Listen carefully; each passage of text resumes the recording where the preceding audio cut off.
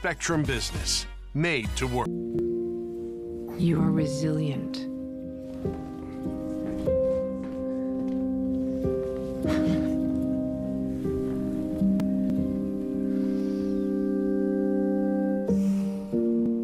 You got this. You're there for them. We're here for you. Find free care guides at aarp.org/caregiving.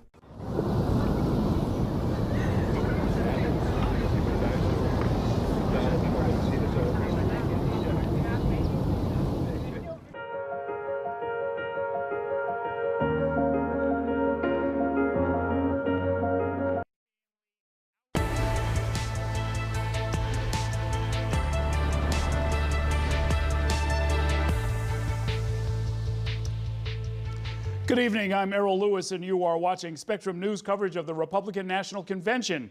It is 10 p.m. on the East Coast, 7 p.m. on Milwaukee, where former President Donald Trump will soon address the convention and accept his party's nomination for president for the third time. Tonight's theme of the convention is Make America Great Once Again.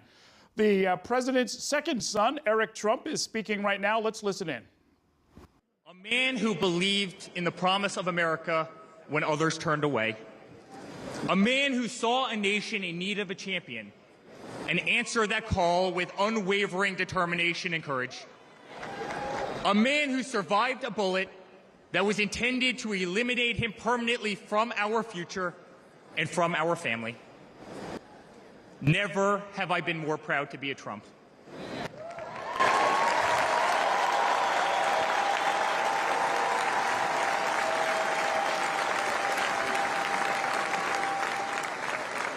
Never have I been more proud to stand by my father's side.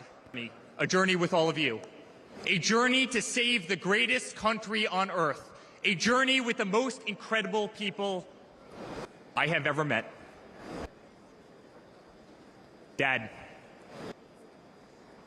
5 days ago, Laura, Luke, Carolina, and I held our breath as we saw blood pour across your face. By the grace of God, divine intervention, and your guardian angels above, you survived.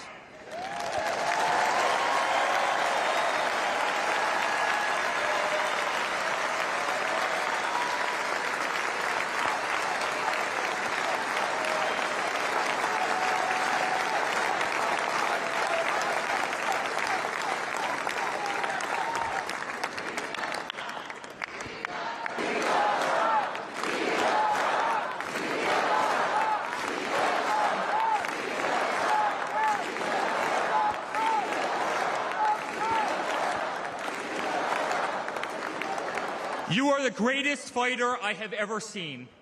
You are strong, you are full of life, and you are unapologetic. Your optimism is contagious. Your backbone is unbreakable. Your conviction to fight for what is right and against all that is wrong is truly next level.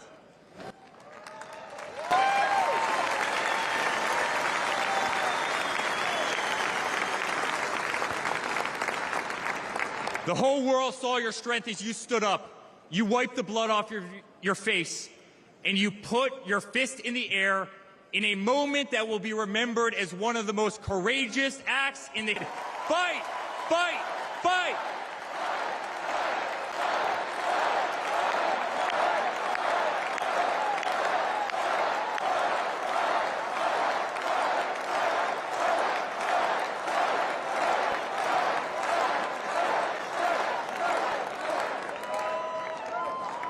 I'm honored to be your son. I'm honored to speak to our great nation tonight.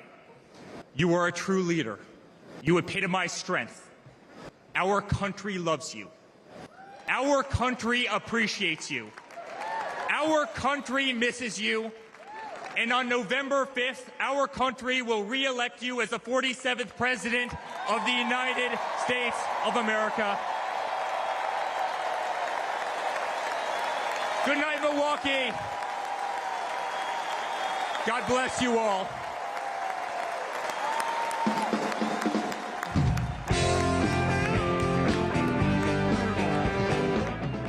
Okay, that's Eric Trump addressing the convention. We're expecting to hear from the former president in a few minutes, but in the meantime, I want to start with Spectrum News national political reporter Taylor Popolars.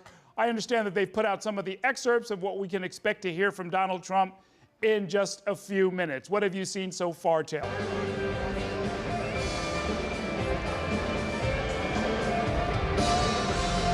Reflection about what happened just 5 days ago as he survived that assassination attempt. A couple lines that I'll read to you. At the start, I am running to be president for all of America, not half of America, because there is no victory in winning for half of America. At another point, he says, so many people have asked me what happened, talking about last Saturday. And he goes, and therefore, I'll tell you what happened, and you'll never hear it from me a second time. Later on in the speech, he goes, this election should be about the issues facing our country and how to make America successful, safe, free, and great again. And he also says another point here about unity. I'm here tonight to lay out a vision for the whole nation, to every citizen, whether you are young or old, man or woman, Democrat, Republican, or independent, black or white, Asian or Hispanic. I extend to you a hand of loyalty and friendship. Other excerpts of the speech talk about kind of common policy issues Trump's been campaigning on, lowering inflation, curbing illegal immigration, stopping what he calls endless wars. He also says, again, reflecting about what happened last Saturday, just a few short days ago, my journey with you nearly ended. And yet here we are tonight, all gathered together, talking about the future, promise, and renewal of America. We live in a world of miracles. So it seems that Trump is going to try to really reflect on what happened last weekend. And then he says he wants to move on from it and kind of focus on the campaign ahead. What's notable, at least in the excerpts that we got, there's no mention of Kamala Harris by name. And as we saw last night in Vice Presidential nominee J.D. Vance's speech, multiple mentions of some of the key battleground states, especially here in the Midwest, like Wisconsin and Michigan. Trump only mentions Wisconsin in these excerpts when he's talking about thanking the state for hosting this convention. So it's a glimpse into what we're going to hear. We expect him to speak for a good while, so we'll see if anything else gets added in and if he stays on prompter throughout. Okay, thanks very much for that, Taylor. Do we have time to get down to the convention floor? Our roving reporter Rena Diamante is talking with some of the delegates. Rena. Right now, I am beside the main delegation, and what you're hearing from Republican delegates, no matter what state they're from, they're hoping to hear that call for unity from former President Trump, and it sounds like we will. They also want to see how his tone has changed in the wake of the attempted assassination. Person from Maine, she is running for the U.S. Senate of Maine. She's a Republican nominee, Demi Kasunis. You know, you are running in a four-way race against, that includes U.S. Senator Angus King. You know, before I talk about your campaign, I first just would like to know what you would like to hear from former President Trump tonight. I would like to hear basically unification. I want to see our party become more of a big tent party, but I think we're headed in that direction. You were telling me that it was really emotional to see former President Trump almost assassinated, and that you believe to him to be a changed man. I do. I'm a dentist, so I understand the medical part, and I was in the U.S. Army, so I also understand what these types of guns can do. And it was scary to watch it actually happen, the assassination attempt. We expect more from our, basically our law enforcement to protect our president and candidates. So yeah, it was emotional too. Yeah, we got some excerpts from former President Trump's speech. You know, he's saying that he's only going to tell his side of the story once, and then throughout the speech, he's not going to mention President Biden or Vice President Harris. Is that the right move, you think? Absolutely. What we want to hear. What we want to hear is what he's going to do for our country. We don't want to be bashing or, basically, we're here as a rally. We want to see all the positive. And my last question, Maine, there's a Democratic governor. I think they want to take Melania Trump coming up pretty soon, but just very quickly, people consider Maine to be a sort of a moderate state. What do you think how do you think President Trump's going to help with your race? Well, we know that the state of Maine has become a toss-up state anyways. Oh, I think they're going to take Melania Trump walking in right now. I think it'll be just. Hey, Rena, we'll get back to you in just a minute, Rena. The former First Lady Melania Trump, you see there in the arena, not expected to address the convention, but here for the first time. They're staging this as her entrance. Let's take a look.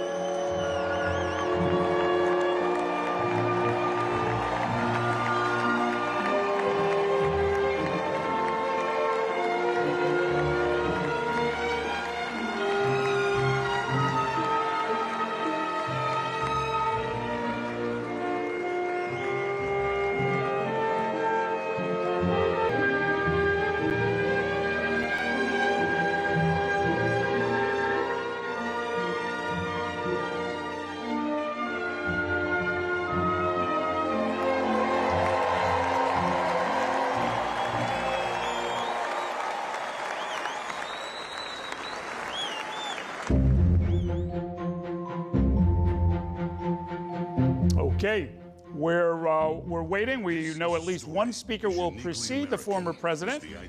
That'll be Dana White from United Fighting Championships. Let's bring in our Holly Gregory from Florida. What did you make of that? I guess this will be what we see of Melania Trump tonight, Holly. Yeah, as she walked in, you know, what I was thinking about is she has really found a home at Mar-a-Lago in Florida. And there's almost a whole cottage industry around what goes on in Mar-a-Lago. A lot of press there finds out, you know, there's you can go on Twitter and you can find, like, what was she wearing. She's very much loved in Florida, and that's quite a contrast to when she was the first lady. I mean, consider that, you know, here she was, a former model. She's a brilliant woman. She's fluent in several languages. She's the first lady of the modern era not to be on Vogue, and she was a former model. A lot of people in that room who love Melania feel that she was really treated very, very badly by the press in her time as the First Lady, and it's been a total contrast for the new home that she has here in Florida at Mar-a-Lago, where she is very much loved. Of course, she's bucking tradition here because she is not going to be speaking as she did in 2020 and as she did in 2016. And that is very much a tradition for the spouse of the nominee to speak. But she came in. Barron is not there. We understand that that's not going to happen tonight. She's shielded him, you know, fiercely protective of him over the years. In fact, you might remember, Errol, before the convention, when the delegate list first came out, Barron was listed as a delegate for Florida. And just a few hours after that delegate list was released, and everybody's like, oh, Barron's going to make his, you know, first sort of political appearance. It was Melania's office that sent out a letter and said, no, we're sorry, that was a mistake. There's a conflict of interest. Barron will not be there. And, you know, you wondered how that happened. And then it was just a week before what happened in Pennsylvania that Barron made his sort of political debut at a rally here in Florida. So what I'm going to really be watching here tonight in general as we're waiting for the president to speak, what I have not seen, and I don't think we have seen it at all, is that now iconic image of the fist in the air, blood running down Trump's face, American flag in the background. We have not yet absolutely floored, Errol, if we do not see that when Trump is on stage or before he walks out, that image. And when we do, if we do, I can't imagine we won't, when we do, I think that the applause and the reaction from this party is going to measure on the Richter scale.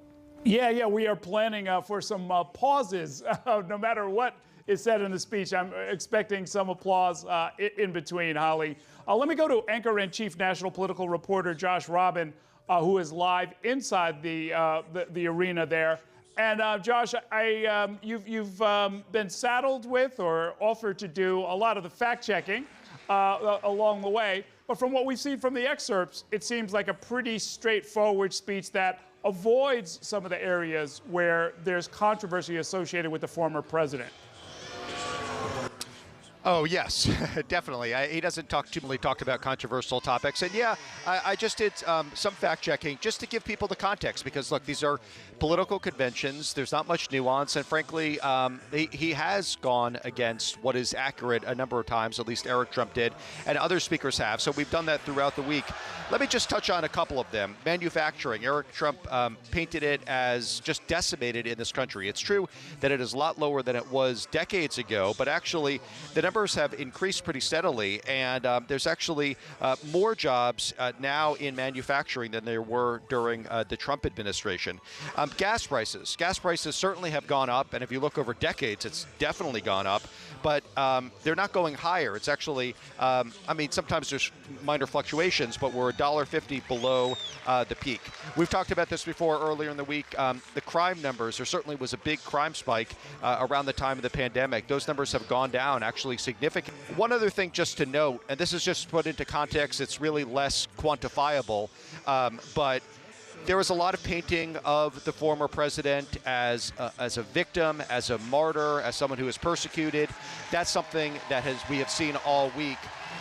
You know, if you're looking at it from a judicial angle, obviously people have different opinions about it, but the civil decisions, the judicial decisions, the conviction, I mean, that was all done with due process. People obviously have very strong opinions about it, but everything from the liability to sexual abuse to fraud to falsifying business records, I mean, that was done in a court of law in accordance with laws that are made in a democratic society. So just putting that out there, that this wasn't just done willy-nilly, that there were grand juries and there were court decisions and there was a right to appeal, and he had very good lawyers.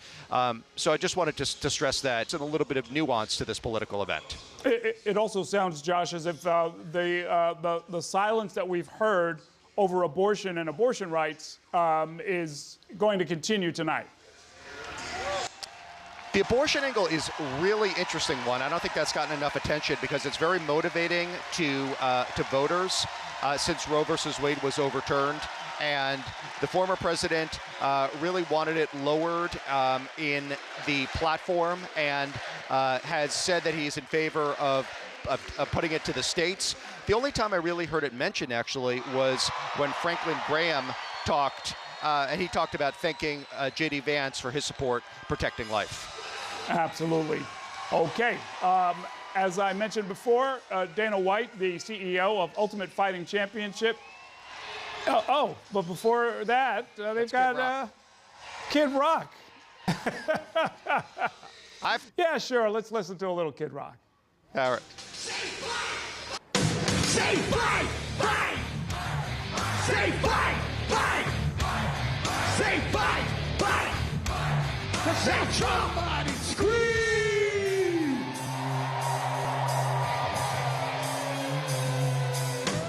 The devil without a cause. I'm back with the beaver hats and Bet Davis slacks. 30-pack of strolls, straight rock and roll. No Rogaine in the propane flow. The chosen one, I'm the living proof. With the gift of gab from the city of truth. You know I jab, stab, and knock critics back. And I did not stutter when I said that. I'm going platinum, selling rhymes. I went platinum 7 times. Still they ill and wanna see us fry. I guess because only God knows why. They call me cowboy, I'm the singer of black. Throw a fist in the air, let me see where you at. Say fight, fight. Say fight, fight. Say fight, fight. I say Trump, Trump.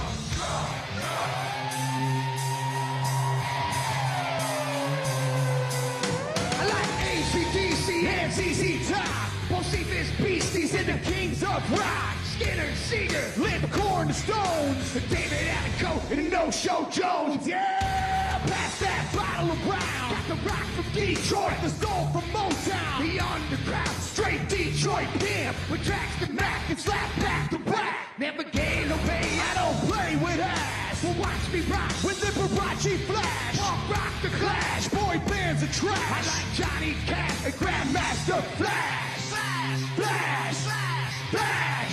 They call me cowboy, I'm the singer of the black. Throw a fist in the air, let me see where you're at. Say fight, fight. Say fight, fight. Say fight, fight. I say Trump, Trump.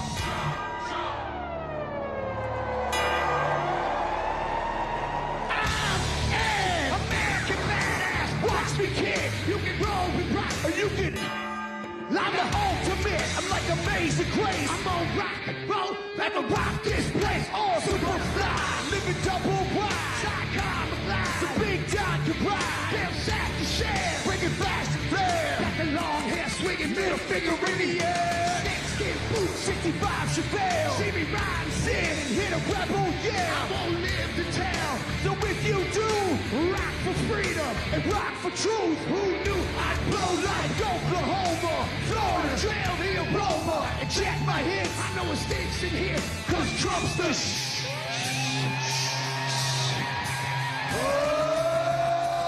They call me cowboy, I'm the singer of black. Throw a fist in the air, let me see where you're at. Say Trump, Trump.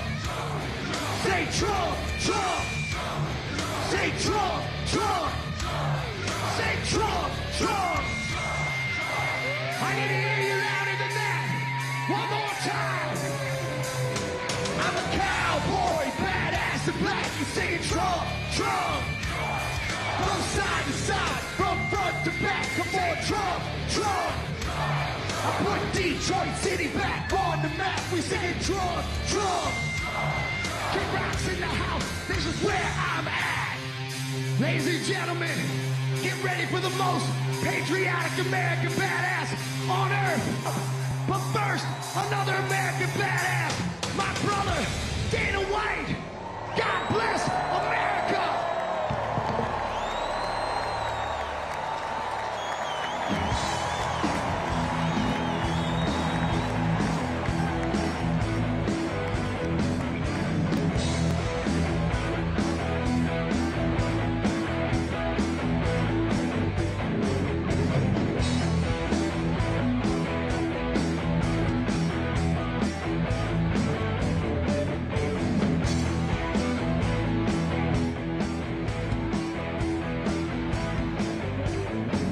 All right, Kid Rock got the arena rocking.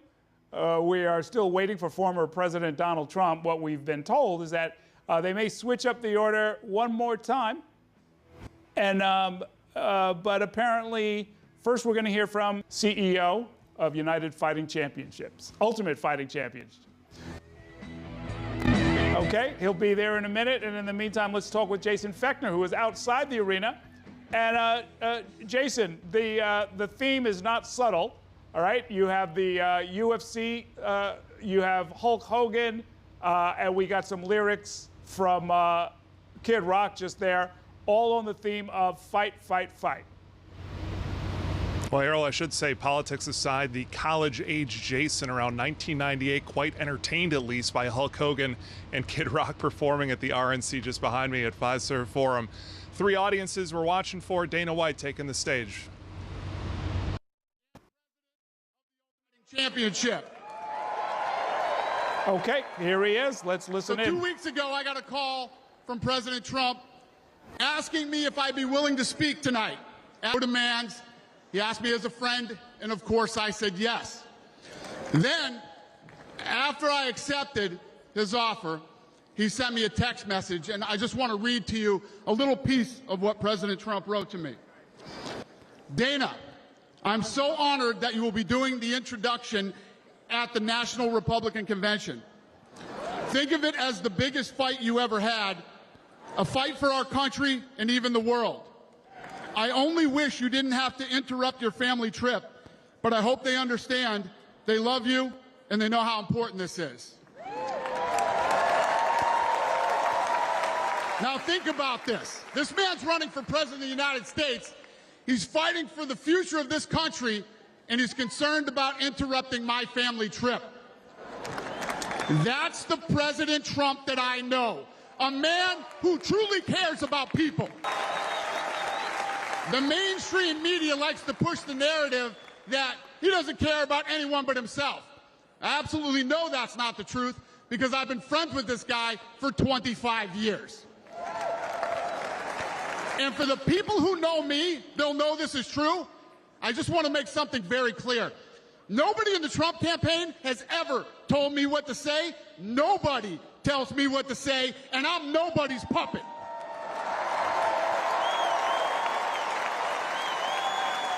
And I'm not telling you what to think. I'm telling you what I know. And I know President Trump. I know President Trump is a fighter. I've been saying this since 2015. Now look at what's happened over the last 10 years. We have all seen it with our own eyes. I'm in the tough guy business, and this man is the toughest, most resilient in my life. The higher the stakes, the harder he fights, and this guy never, ever gives up. So what's at stake here? The answer is in President Trump's text, and I quote, "A fight for our country."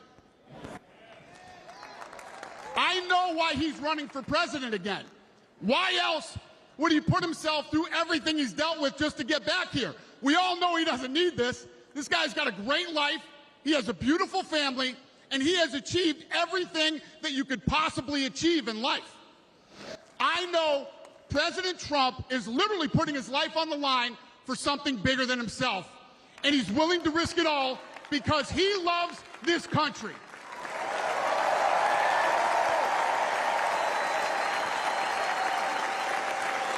And I know he wants what's all American people. I know he's running for president to save our American dream. I'm living the American dream, and I know the American dream is very real. Whether you were born in this country or came here from someplace else, this is the last real land of opportunity. President Reagan once said, government's first duty is to protect the people, not run their lives. And if you're buried in government red tape, how will you ever start your own business? If you're struggling to pay your bills, how can you ever afford to start a family? And if you don't feel safe in your own town, why would you ever buy a house? I know that President Trump is fighting to save the American dream, and that's what's at stake in this election. We are choosing who we want. I know President Trump is a proven leader, a fearless leader, and this country was in a much better place when he was in the Oval Office. In my mind, the choice is clear. But this election, we all get to choose. I know I'm going to choose strength and security. I know I'm going to choose opportunity and prosperity. I know I'm going to choose real American leadership and a real American badass.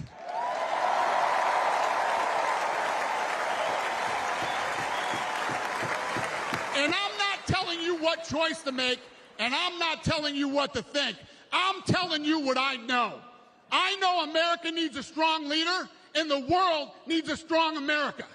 I know Donald J. Trump is the best choice for President of the United States. It is my honor to introduce the 45th and soon-to-be 47th President of the United States, Donald J.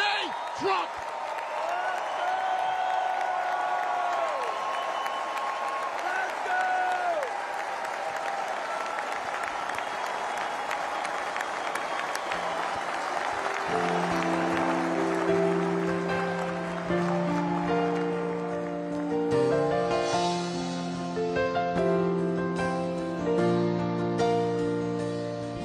If tomorrow all the things were gone, I'd work for all my life, and I had to start again, just my children and my wife.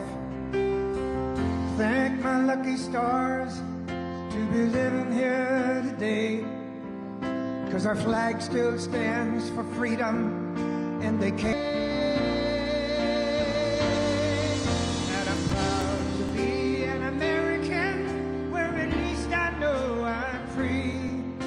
I won't forget the men who died, who gave that right to me, and I gladly stand up next to you and defend her still today, 'cause there ain't no doubt I love this land. Sing it.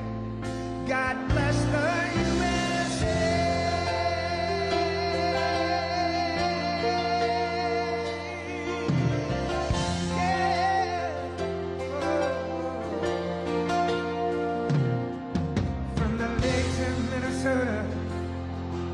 To the hills of Tennessee,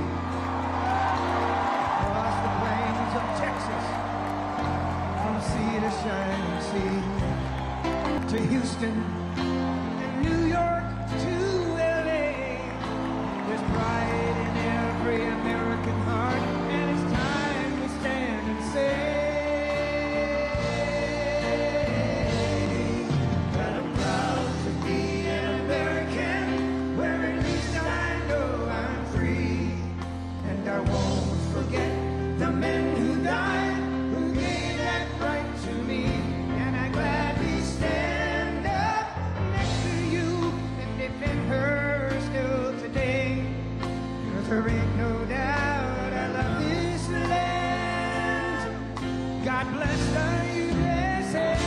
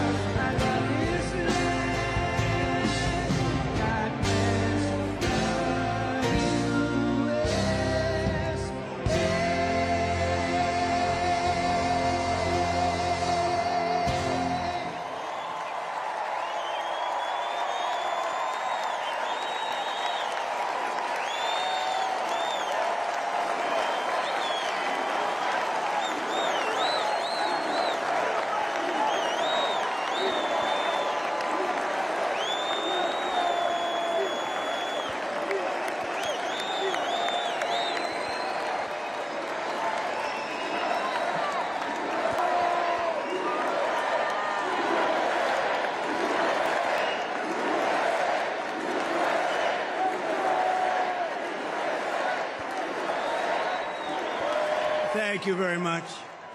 Thank you very, very much. Wow. And thank you, Dana. Thank you, Kid Rock, sometimes referred to as Bob. And thank you, Lee, right from the beginning. Thank you very much. What a talent. What a beautiful, beautiful soul. Thank you. Friends, delegates, and fellow citizens, I stand before you this evening with a message of confidence, strength, and hope.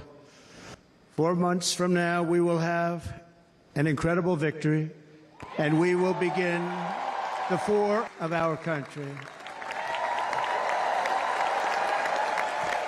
Together, we will launch a new era of safety, prosperity, and freedom for citizens of every race, religion, color, and creed. The discord and division in our society must be healed. We must heal it quickly. As Americans, we are bound together by a single fate and a shared destiny. We rise together or we fall apart. I am running to be president for all of America, not half of America, because there is no victory in winning for half of America. So tonight, with faith and devotion, I proudly accept your nomination for President of the United States. Thank you.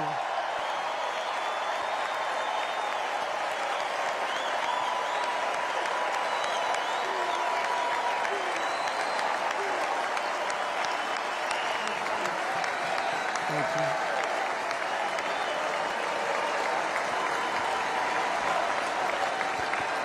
Thank you very much.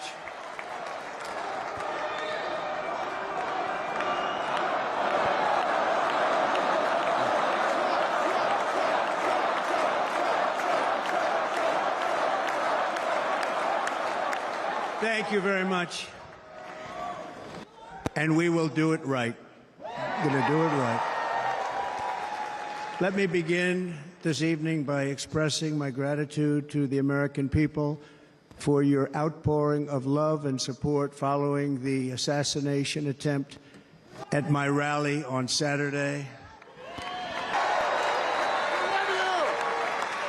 As you already know, the assassin's bullet came within a quarter of an inch of taking my life. So many people have asked me, what happened? Tell us what happened, please. And therefore, I will tell you exactly what happened, and you'll never hear it from me a second time because it's actually too painful to tell.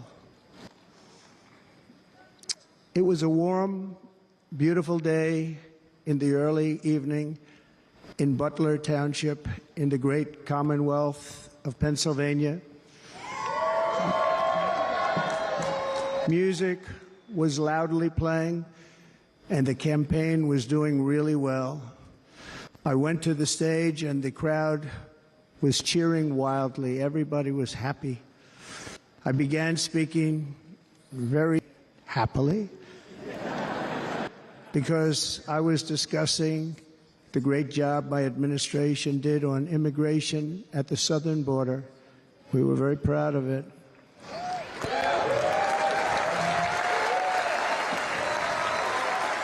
Behind me and to the right was a large screen that was displaying a chart of border crossings under my leadership.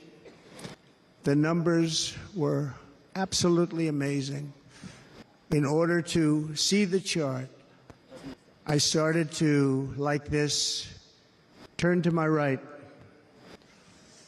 and was ready to begin a little bit further turn, which I'm very lucky I didn't do, when I heard a loud whizzing sound and felt something hit really hard on my right ear. I said to myself, wow, what was that? It can only be a bullet. And moved my right hand to my ear, brought it down. My hand was covered with blood, just absolutely blood all over the place. I immediately knew it was very serious, that we were under attack, and in one movement proceeded to drop to the ground. Bullets were continuing to fly as very brave Secret Service agents rushed to the stage, and they really did. They rushed to the stage.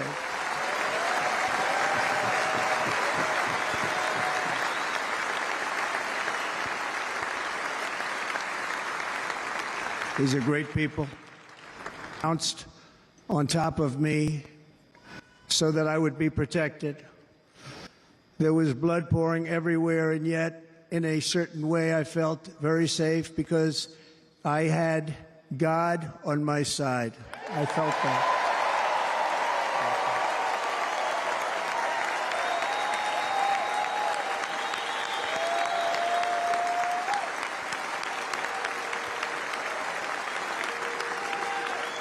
The amazing thing is that prior to the shot, if I had not moved my head at that very last instant, the assassin's bullet would have perfectly hit its mark, and I would not be here tonight. We would not be together. The most incredible aspect of what took place on that terrible evening in the fading sun was actually almost all cases, as you probably know, and when even a single bullet is fired, just a single bullet, and we had many bullets that were being fired, crowds run for the exits or stampede, but not in this case. It's very unusual.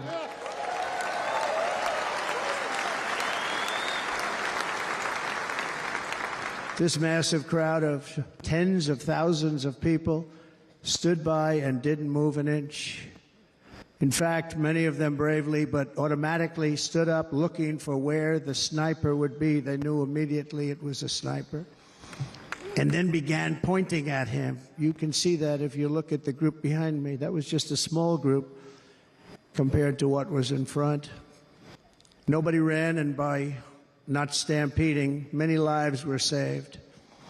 But that isn't the reason that they didn't move. The reason is that they knew I was in very serious trouble. They saw it. They saw me go down. They saw the blood and thought, actually most did, that I was dead. They knew it was a shot to the head. They saw the blood. And there's an interesting statistic. The ears are the bloodiest part. If something happens with the ears, they bleed more than any other part of the body. For whatever reason, the doctors told me that. I said, why is there so much blood? He said, it's the ears. They bleed more.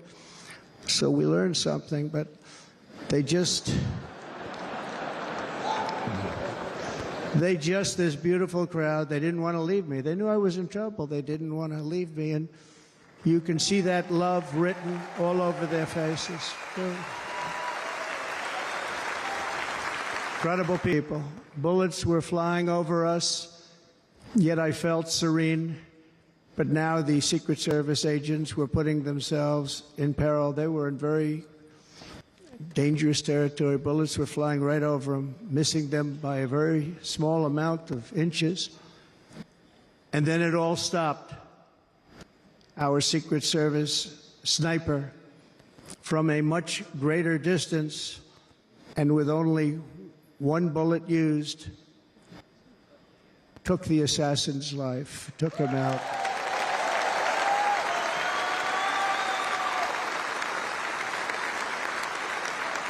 I'm not supposed to be here tonight. Not supposed to be here. Yes, you are. No?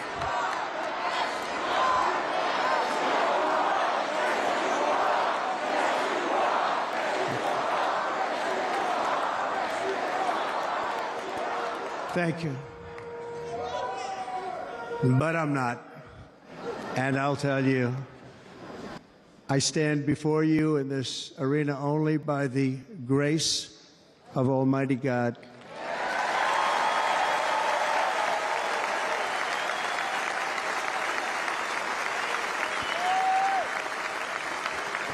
In watching the reports over the last few days, many people say it was a providential moment. Probably was. When I rose, surrounded by Secret Service, the crowd was confused because they thought I was dead, and there was great, great sorrow. I could see that on their faces as I looked out. They didn't know I was looking out. They thought it was over. But I could see it. I raised my right arm, looked at the thousands and thousands of people that were breathlessly waiting, and started shouting, "Fight, fight, fight."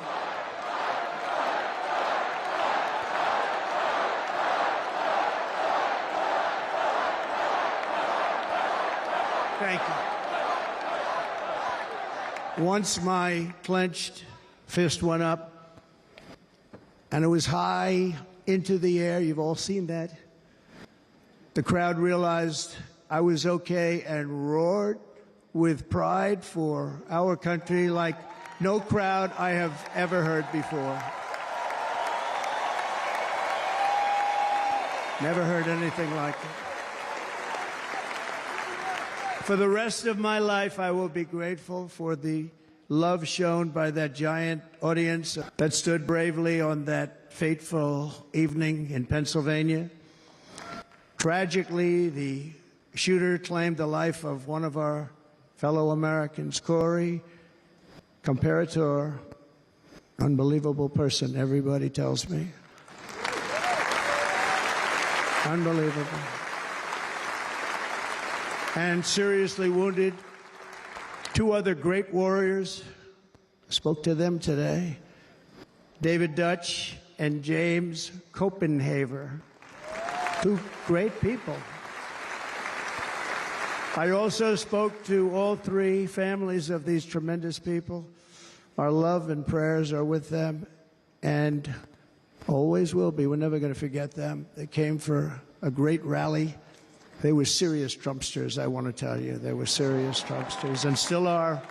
But Corey, unfortunately, he was a highly respected former fire chief, respected by everybody.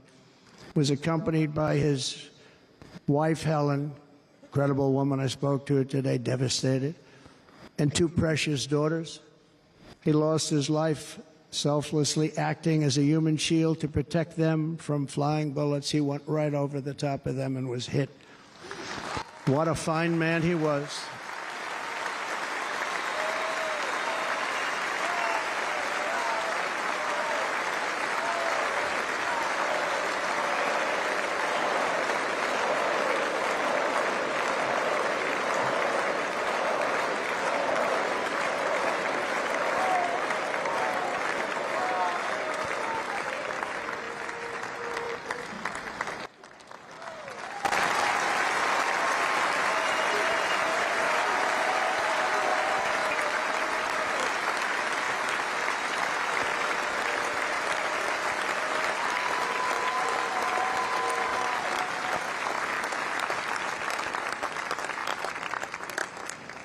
I want to thank the fire department and the family for sending his helmet, his outfit, and it was just something, and they're going to do something very special when they get it. But we did something which cannot match what happened, not even close.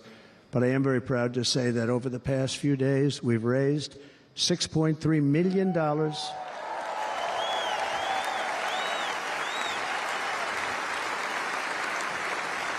for the families of David, James, and Corey, including from a friend of mine just called up. He sent me a check right here. I just got it.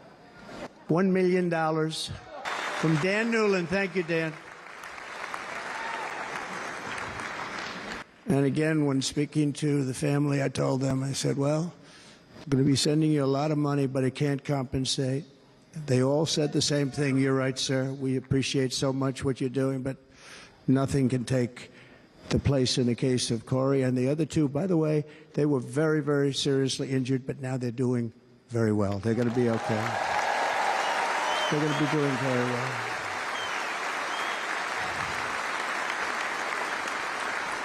They're warriors.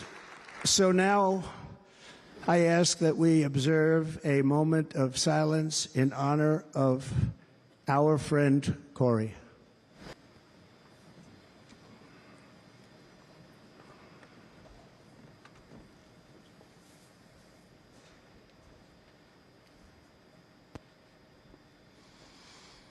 There is no greater love than to lay down one's life for others. This is the spirit that forged America in her darkest hours, and this is the love that will lead America back to the summit of human achievement and greatness. This is what we need. Despite such a heinous attack, we unite this evening more determined than ever. I am more determined than ever, and so are you. So is everybody in this room.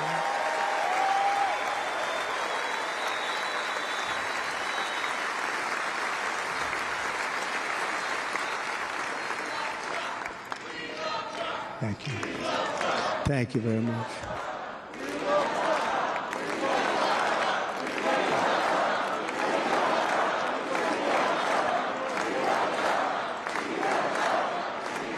Our resolve is unbroken and our purpose is unchanged to deliver a government that serves the American people better than ever before. Nothing will stop me in this mission because our vision is righteous and our cause is pure. No matter what obstacle comes our way, we will not break, we will not bend, we will not back down, and I will never stop fighting for you, your family, and our magnificent country.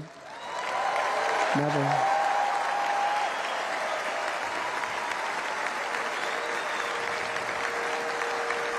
And everything I have to give with all of the energy and fight in my heart and soul, I pledge to our nation tonight. Thank you very much. I pledge that to our nation. We're going to turn our nation around, and we're going to do it very quickly. Thank you.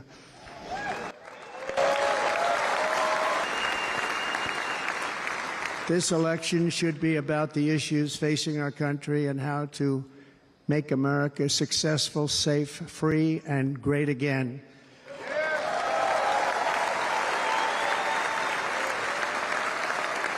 In an age when our politics too often divide us, now is the time to remember that we are all fellow citizens. We are one nation under God, indivisible, with liberty and justice for all.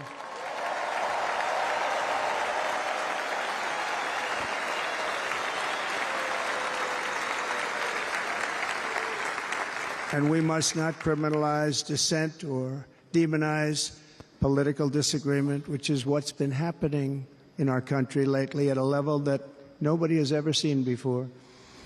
In that spirit, the Democrat Party should immediately stop weaponizing the justice system opponent as an enemy of democracy. Especially since that is not true. In fact, I am the one saving democracy for the people of our country.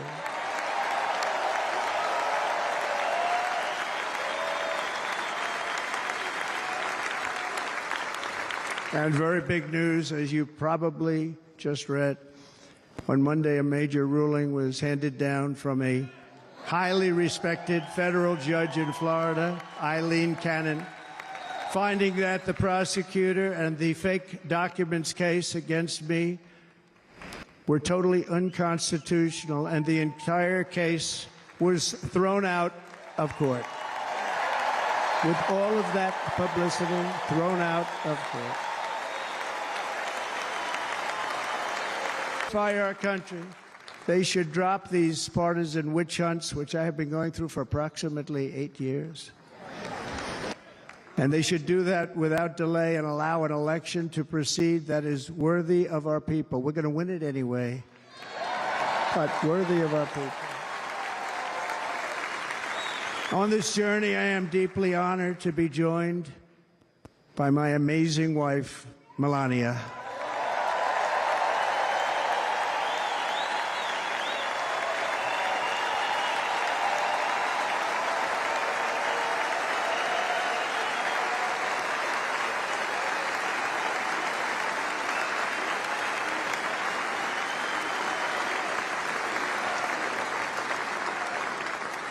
And Melania, thank you very much. You also did something really beautiful, a letter to America calling for the Republican Party by surprise. I will tell you, it was beautiful.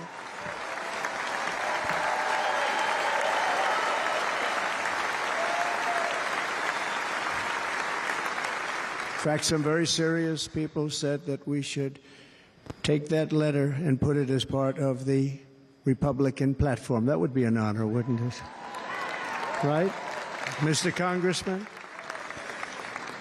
But it captivated so many, so I also want to thank my entire family for being here. Don, Kimberly, Ivanka and Jared, Eric and Lara, Tiffany and Michael, and Barron. We love our Barron.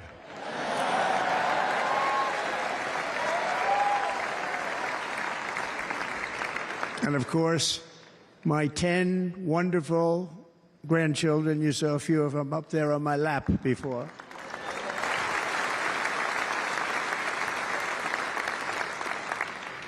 And how good was Dana? Was Dana good?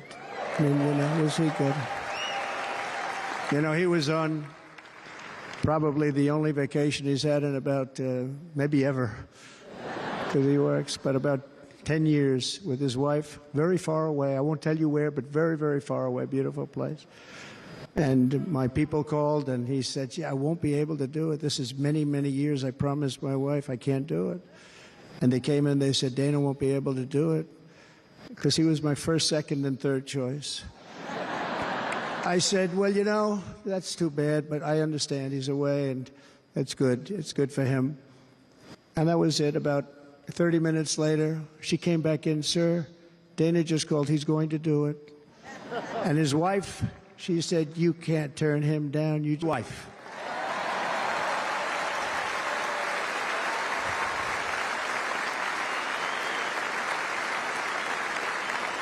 So he got on a plane. He got here a little while ago. Now he's going to get on the plane in a little while, and he's going to go back home to his wife.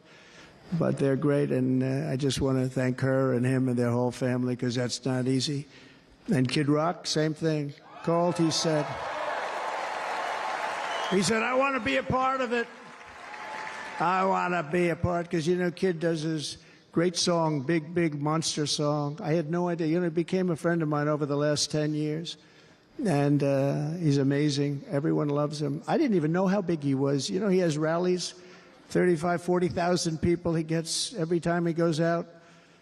I think he's making so much money, he doesn't know what the hell to do with it. You want to know? And we took that song, and it was a big success, but we made that. I saw a chart of great songs to America. That was #1 on the chart recently, #1. So that's Lee Greenwood, a very special, beautiful person. He's a beautiful man. But they all wanted to be here, they called. And how about the Hulkster? How good was he? Is he up? Where is he? Boy, oh boy.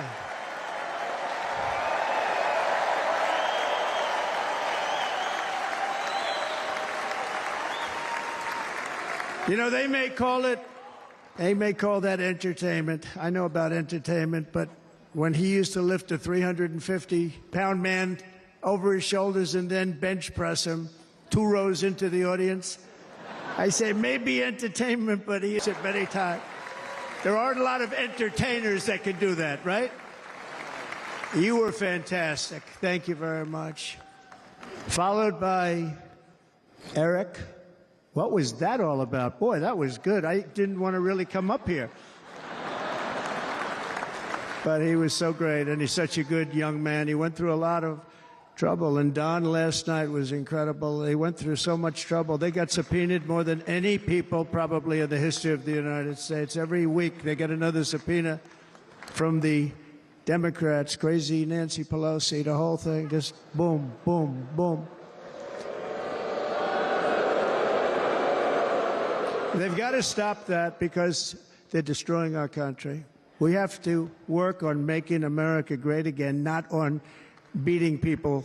And we won. We beat them in all. We beat them on the impeachments. We beat them on indict spend.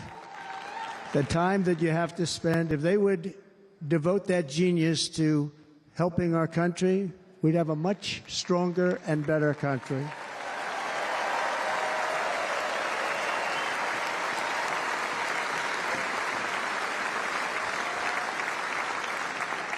And Jason, the biggest star in country music. Jason, thank you for being here.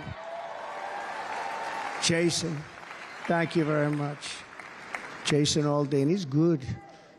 I like his wife even better, by the way. She's here. Thank you, Jason. But I'm thrilled to have a new friend and partner fighting by my side. The next Vice President of the United States, the current Senator from Ohio, J.D. Vance, and his incredible wife, Usha.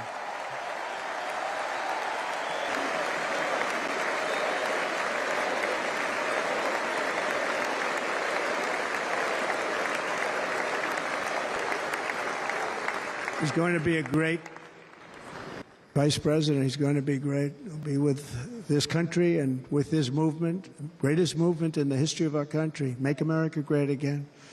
When they criticize it, they say, we're going to try and stop MAGA. I said, MAGA is Make America Great Again. What are you going to stop? There's nothing to stop. Then they say, oh, that's right. It's very tough to fight it. And all of the people that did try and fight it have failed. But he's going to be with us for a long time, and it was an honor to select him. Great, great student at Yale. His wife was a great student at Yale. They met at Yale. These are two smart people. So, J.D., you're going to be doing this for a long time. Enjoy the ride.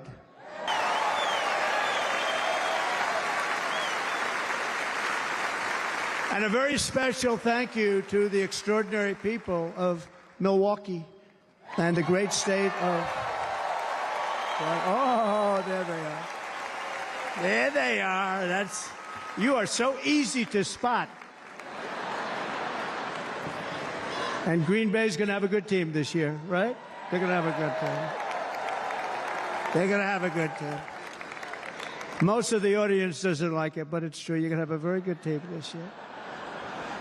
And by the way, Wisconsin, we are spending over $250 million here, creating jobs and other economic development all over the place. So I hope you will remember this in November and give us your vote. I am trying to buy your vote. I'll be honest about that.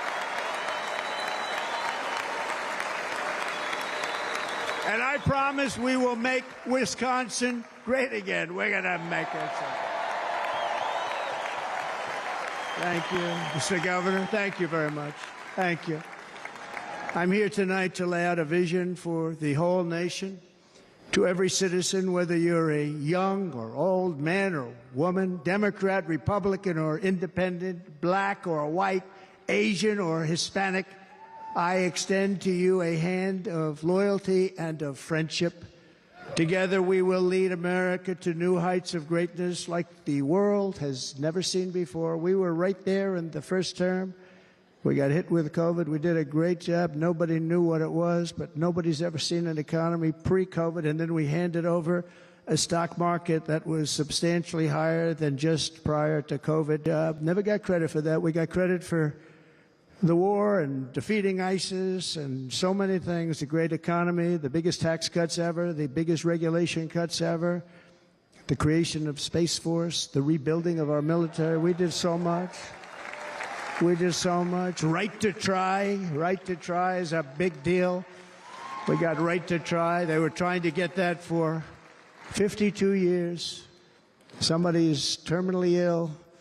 And hopefully there's nobody in this audience, but it does happen a lot. They're terminally ill and they can't use our new space-age drugs and other things that we are way ahead. We have the greatest doctors in the world, the greatest laboratories in the world, and you can't do it. They've been trying to get that approved for 52 years. Wasn't that easy? The insurance companies didn't want to do it. They didn't want the risk. The labs didn't want to do it because if it didn't work, people are pretty far down the line toward death. They didn't want to do it. The doctor's buddy into an office. 52 years they tried. Sounds simple, but it's not. And I got them to agree that somebody that needs it will, instead of going to Asia, Europe, or someplace, or if you have no money, going home and dying, just die. We got them to sign an agreement, agree to it, where they're not going to sue anybody. They're going to get all of this stuff. They're going to get it really fast. And what's happened is we're saving thousands and thousands of lives. It's incredible. Right to try. It's a great feeling. Under our leadership, the United States will be respected again. No nation will question our power. No enemy will doubt our might. Our borders will be totally secure. Our economy will soar. We will return law and order to our streets, patriotism to our schools, and importantly, we will restore peace, stability, and harmony, all. But to achieve this future, we must first rescue our nation from failed and even incompetent leadership. We have totally incompetent leadership. This will be the most important election in the history of our country. Under the current administration, we are indeed a nation in decline. We have an inflation crisis that is making life unaffordable, ravaging the incomes of working and low-income families, and crushing, just simply crushing our people like never before. They've never seen anything like it. We also have an illegal immigration crisis, and it's taking place right now as we sit here in this beautiful arena. It's a massive invasion at our southern border that has spread misery, crime, poverty, disease, and destruction to communities all across our. Then there's an international crisis, the likes of which the world has seldom been part of. Nobody can believe what's happening. War is now raging in Europe and the Middle East. A growing specter of conflict hangs over Taiwan, Korea, the Philippines, and all of Asia. And our planet is teetering on the edge of World War III. And this will be a war like no other war because of weaponry. The weapons are no longer army tanks going back and forth shooting at each other. These weapons are obliteration. It's time for a change. This administration can't come close to solving the problems. We're dealing with very tough, very fierce people. They're fierce people. And we don't have fierce people. We have people that are a lot less than fierce, except when it comes to cheating on elections. Then they're fierce. So tonight, I make this pledge to the great people of America. I will end the devastating inflation crisis immediately, bring down interest rates, and lower the cost of energy. We will drill, baby, drill.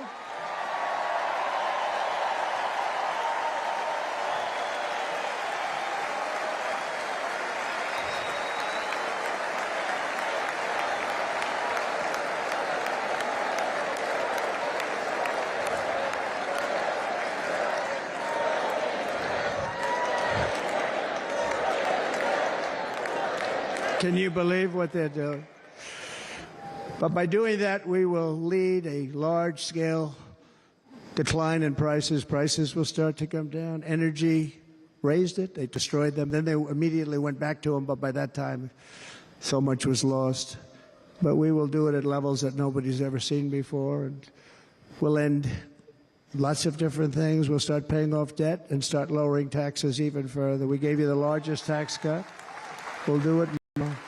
You know, people don't realize I brought taxes way down, way down, and yet we took in more revenues the following year than we did when the tax rate was much higher. Most people said, how did you do that? Because it was incentive. Everybody was coming to the country. They were bringing back billions and billions of dollars into our country. The companies made it impossible to bring it back. The tax rate was too high, and the legal complications were far too great. I changed both of them, and hundreds of billions of dollars by Apple and so many other companies were brought back into our nation, and we had an economy no nation had ever seen. China, we were beating them at levels that were incredible. And they know it. They know it. We'll do it again, but we'll do it even better. I will end the illegal immigration crisis by closing our border and finishing the wall, most of which I've already built.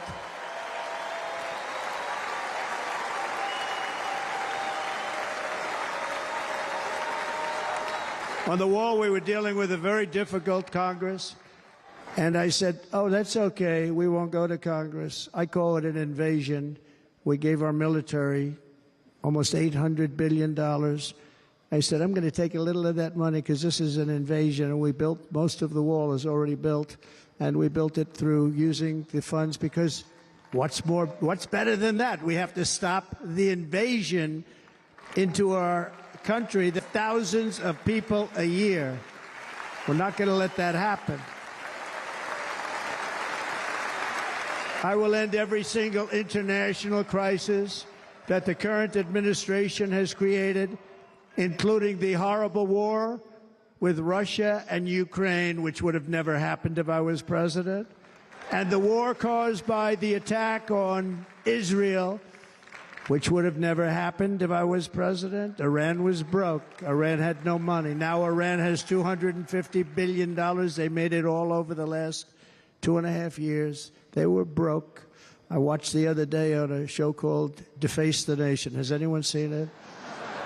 And they had a congressman who was a Democrat say, well, whether you like him or not, Iran was broke dealing with Trump. I told China and other countries, if you buy from Iran, we will not let you do any business in this country, and we will put tariffs 100% or more.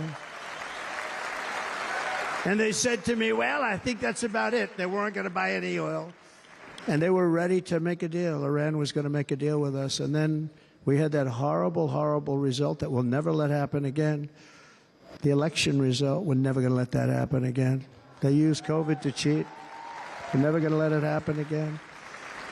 And they took off all the sanctions, and they did everything possible for Iran. And now Iran is very close to having a nuclear weapon, which would have never happened. This is a shame what this administration, the damage that this administration has done. And I say it often. If you took the 10 worst presidents in the history of the United States, think of it, the 10 worst, added them up, they will not have done the damage that Biden has done. I'm only going to use the term once. Biden, I'm not going to use the name anymore, just one time. What he's done to this country is unthinkable. It's unthinkable. Together we will restore vision, strength, competence, and we're going to have a thing called common sense making most of our decisions, actually. It's all common sense.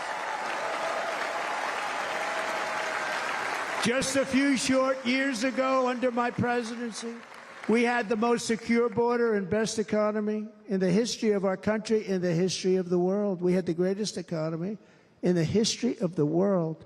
We had never done anything like it. We were beating every country, including China, by leaps and bounds. Nobody had seen anything like it. We had no inflation. Soaring incomes were going. Nobody can believe it. You can't believe what happened 4 years ago is happening now in reverse. And the world was at peace. Inflation has been a killer. It doesn't matter because inflation is eating you alive. People that were putting away money, they were making great wages, the highest they've ever made, but they were putting away a lot of money. Now they are just being destroyed. They're not putting away anything. They're barely living. They're going into savings accounts. They're taking out their money to live because of inflation. Inflation, remember, it's called a country buster. You can go back to Germany from 100 years ago. You can go back to any country that suffered great inflation, and we've suffered the worst inflation we've ever had. But go back and see what's happened to those countries. We've had the worst inflation we've ever had under this person. But in less than 4 years, our opponents have turned incredible success into unparalleled tragedy and failure. It's been a tremendous failure. Today, our cities are flooded with illegal aliens. Americans are being squeezed out of the labor force and their jobs. You know who's taking the jobs that are created? 107% of those jobs are taken by illegal aliens. And you know who's being hurt the most by millions of people pouring into our country? The black population and the Hispanic population, because they're taking the jobs from our black population, our Hispanic population, and they're also taking them from unions. The unions are suffering because of it. Thank you. Thank you. I like you too. Thank you very much. Inflation has wiped out the life savings of our citizens and forced the middle class into a state of depression and despair. That's what it is. It's despair and depression. We cannot and will not let this continue. Less than 4 years ago, we were a great nation, and we will soon be a great nation again.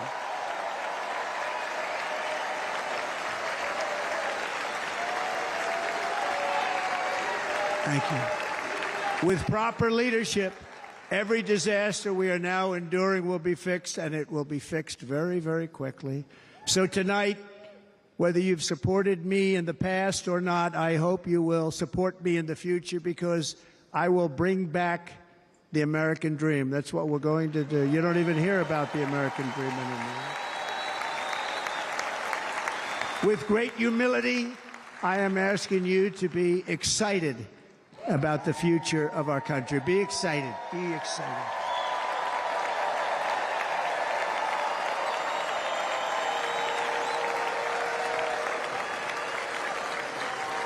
And by the way, the news reports, look at all of those. Look at them. They're all here. But every one of them has said this could be the most organized, best run, and most enthusiastic convention of either party that they have ever seen. Every single one.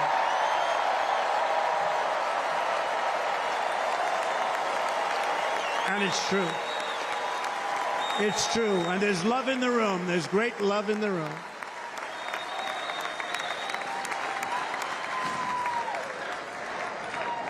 So I better finish strong. Otherwise, we'll blow it. And we can't let that happen.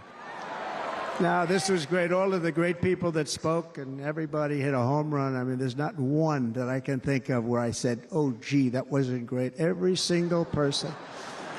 I refuse to be the only one. Don't do that to me.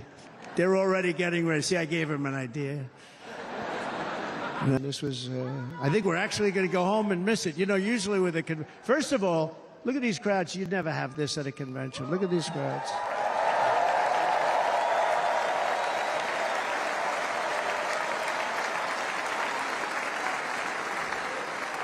Love. It's about love. This week, the entire Republican Party has formally adopted an agenda for America's renewal, and you saw that agenda, and it's very short compared to the long, boring, meaningless agendas of the past, including the Democrats. They write these things that are hundreds of pages long, and they never read them after they're done.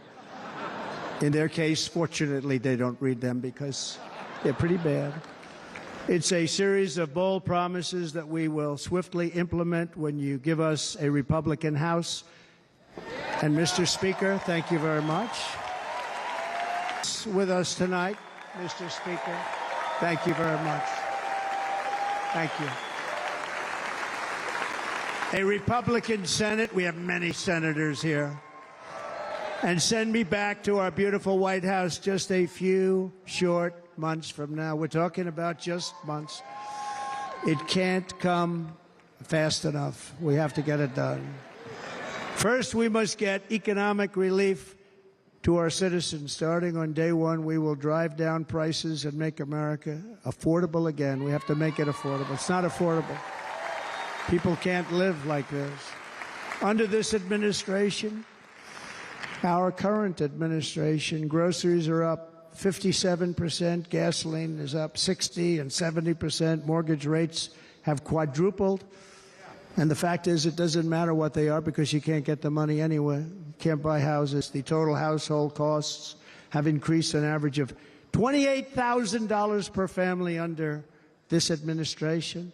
Republicans have a plan to bring down prices and bring them down very, very rapidly. By slashing energy costs, we will in turn reduce the cost of transportation, manufacturing, and all household goods. So much starts with energy. And remember, we have more liquid gold under our feet than any other country by far. We are a nation that has the opportunity to make an absolute fortune with its energy. We have it, and China doesn't. Under the Trump administration just 3.5 years ago, We were energy independent.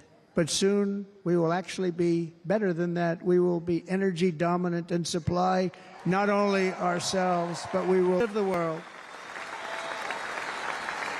with numbers that nobody has ever seen, and we will reduce our debt, $36 trillion. We will start reducing that, and we will also reduce your taxes still further. Next, and by the way, they want to raise your taxes 4 times, think of it. And all my life, I grew up watching politicians. I always loved politics. I guess I was on the other side. I'd watch and they were always talking about, we will give you a tax cut. We will give you a tax cut. My whole life, I was watching, I will give you a tax cut. Right, Mr. Congressman? That's all they talked about. This is the only administration that said, we're going to raise your taxes by 4 times what you're paying now. And people are supposed to vote for them? I've never heard it.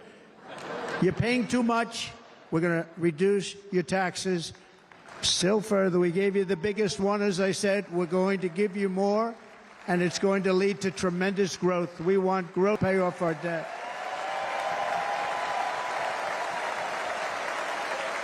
And next, we will end the ridiculous and actually incredible waste of taxpayer dollars that is fueling the inflation crisis. They've spent trillions of dollars on things having to do with the Green New Scam. It's a scam.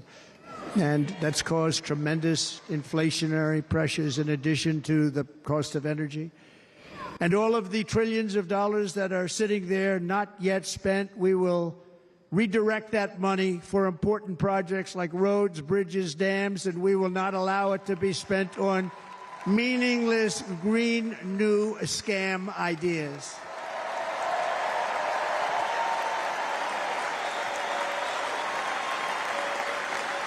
And I will end the electric vehicle mandate on day 1, thereby saving the U.S. auto industry from complete obliteration, which is happening right now, and saving U.S. customers thousands and thousands of dollars per car. And right now, as we speak, large factories just started are being built across the border in Mexico. So with all the other things happening on our border, and they're being built by China to make cars and to sell them into our country, no tax, no anything. The United Auto Workers ought to be ashamed for allowing this to happen. And the leader of the United Auto Workers should be fired immediately. And every single auto worker, union and non-union, should be voting for Donald Trump, because we're going to bring back car manufacturing, and we're going to bring it back fast.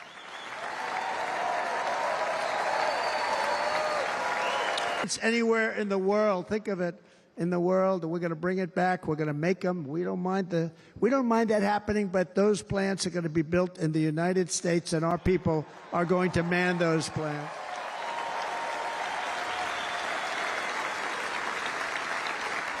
And if they don't agree with us, we'll put a tariff of approximately 100 to 200% on each car, and they will be unsellable in the United States.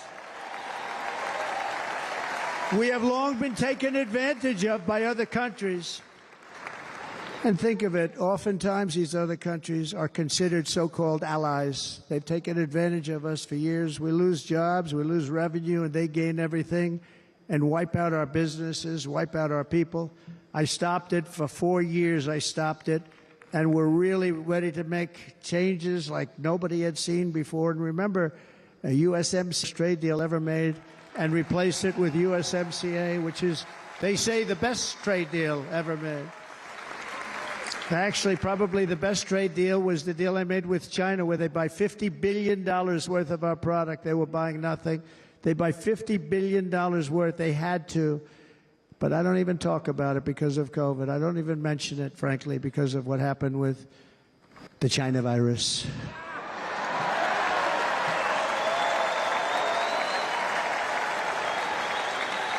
We will not let countries come in, take our jobs, and plunder our nation. They come and do that.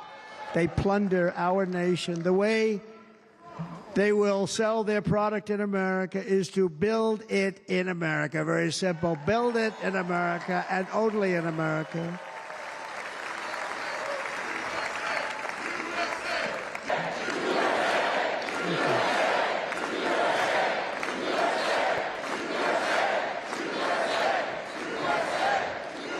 And this very simple formula, and Congress has to go along with us, and they will. This very simple formula will create massive numbers of jobs. We will take over the auto industry again, and many, many, hundreds of thousands of jobs. We lost so many jobs over the years. If you go back 20, 25 years, they've stolen, going to China and Mexico, about 68% of our auto industry manufacturing jobs. We're going to get them all back. We're going to get them all back, every one of them.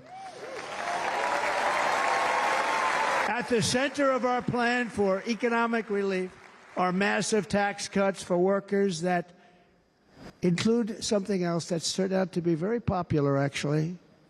Here it's very popular, in this building and all those hotels that I saw this one.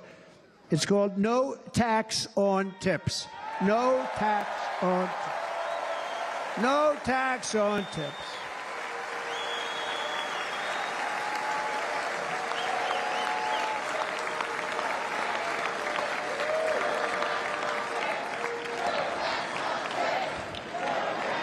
I got that by having dinner recently in Nevada, where we're leading by about 14 points.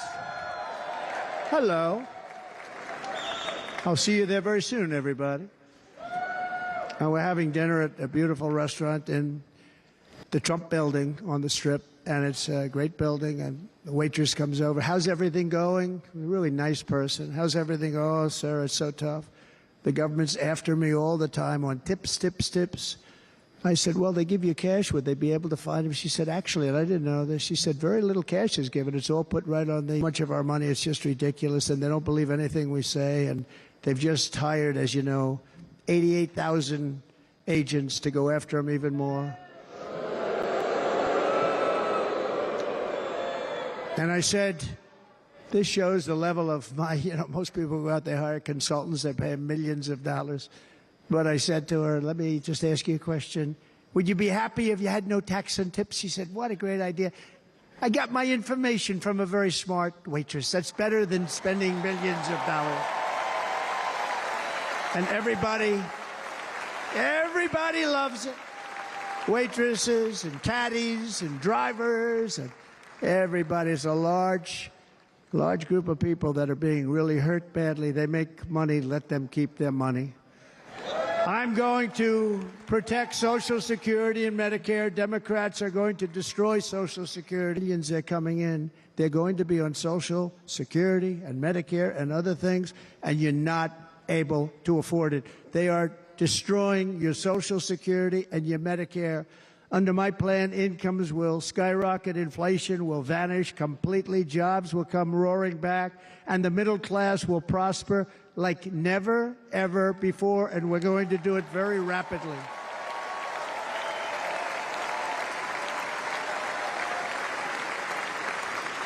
But no hope or dream we have for America can succeed unless we stop the illegal immigrant invasion, the worst that's ever been seen anywhere in the world. There's never been an invasion like this anywhere. Third world countries would fight with sticks and stones not to let this happen.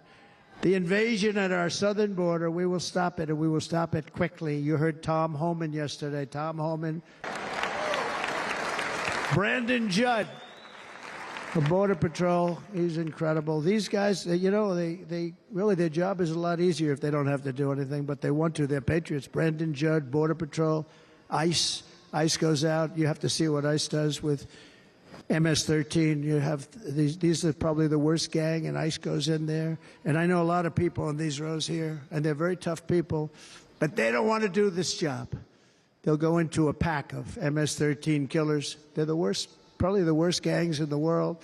And we have thousands of them. I moved thousands and thousands out in my 4 years. We moved them out, and it was a pleasure. But ICE would go right into a pack of these killers, and you see fists flying, you see everything flying, and then they take them.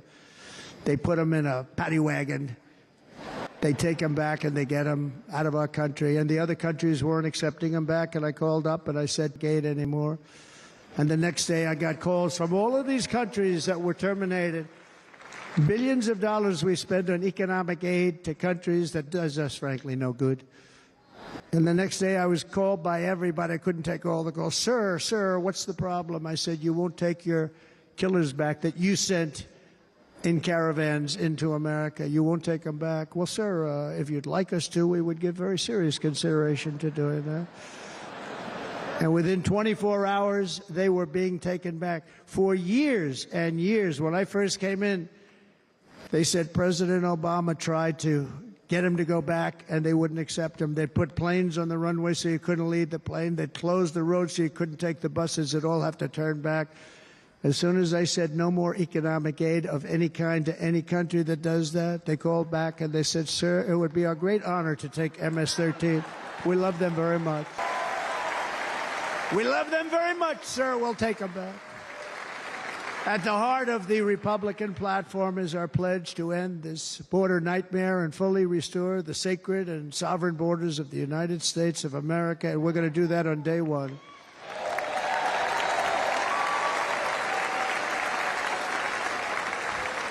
That means two things on day one, right? Drill, baby, drill, and close our borders.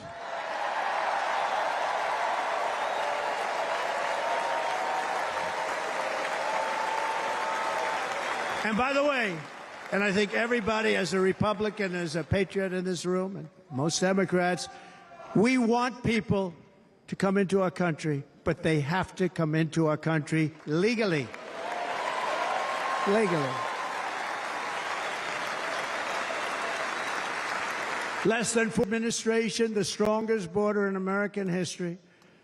But you can see on the chart that saved my life, that was the chart that saved my life. I said, look it, I'm so proud of it. I think it's one of the greatest, it was done by the Border Patrol, one of the greatest charts I've ever seen. It showed everything just like that. You know the chart.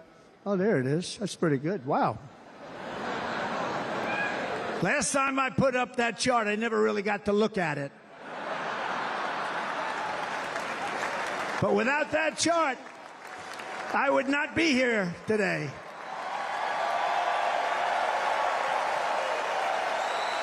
Never got to look at it.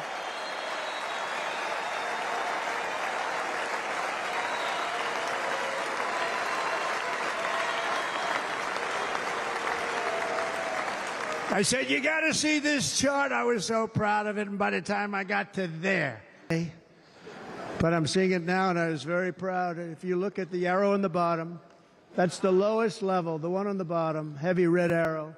That's the lowest level of illegal immigrants ever to come into our country in recorded history, right there. Right there. And that was my last week in office. And then you see what happened after I left. Look at the rest. And if you go out a little bit further, it's getting to be a little bit old, but I love it anyway, right? But you can go much higher with those numbers. Look what happened right after that. The invasion began. We had the opposite. We stopped the invasion. But the invasion that we stopped was peanuts by comparison to what happened after I left. Look at what happened after I left. They took over our country. We ended all catch and release. We shut down asylum fraud. We stopped human trafficking and forged historic agreements to keep foreign soil. We want them to stay on their soil. Under the Trump administration, if you came in illegally, you were apprehended immediately and you were deported. You went right back. The current administration terminated every single one of those great Trump policies that I put in place to seal the border. I wanted a sealed border. Again, come in, but come in legally. You know how unfair it is? So many people, hundreds of thousands of people, have been working for years to come into our country. And now they see these people pour into our country at levels that are unprecedented. It's so unfair. And we're not going to do it. We're not going to stand for it. They suspended wall construction, ended remain in Mexico. We had a policy, remain in Mexico. You think that was easy to get from the Mexican government? But I said, you must give it to us. If you don't give it to us, there will be repercussions. And they gave it to us. But not easy. Canceled our Safe Third agreements. Nationwide catch and release. That's catch and release, where we catch them and release them into our country. We catch them and release them into Mexico. There's a slight difference. And took 93, this is the previous administration, 93 executive actions to throw open our border to the world. The entire world is pouring into our country because of this very foolish administration. The greatest invasion in history is taking place right here in our country. They are coming in from every corner of the earth, not just from South America, but from Africa, Asia, the Middle East. They're coming from everywhere. They're coming at levels that we've never seen before. It is an invasion indeed, and this administration does absolutely nothing to stop them. They're coming from prisons. They're coming from jails. They're coming from mental institutions. And you know, the press is always on me because I say this. Has anyone seen Silence of the Lambs? The late, great Hannibal Lecter. He'd love to have you for dinner. That's insane asylums. They're emptying out their insane asylums. And terrorists are coming in at numbers that we've never seen before. Bad things are going to happen. Meanwhile, our crime rate is going up while crime statistics all over the world are going down because they're taking their criminals and they're putting them into our country.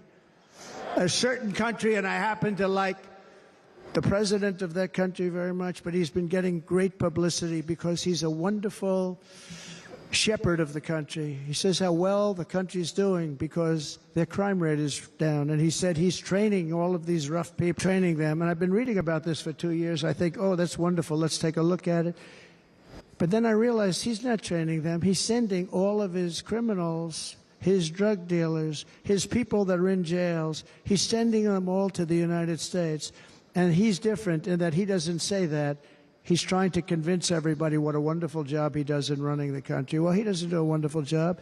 And by the way, if I ran one of the countries, many countries, many countries from all over, I would be worse than any of them. I would have had the place totally emptied out already.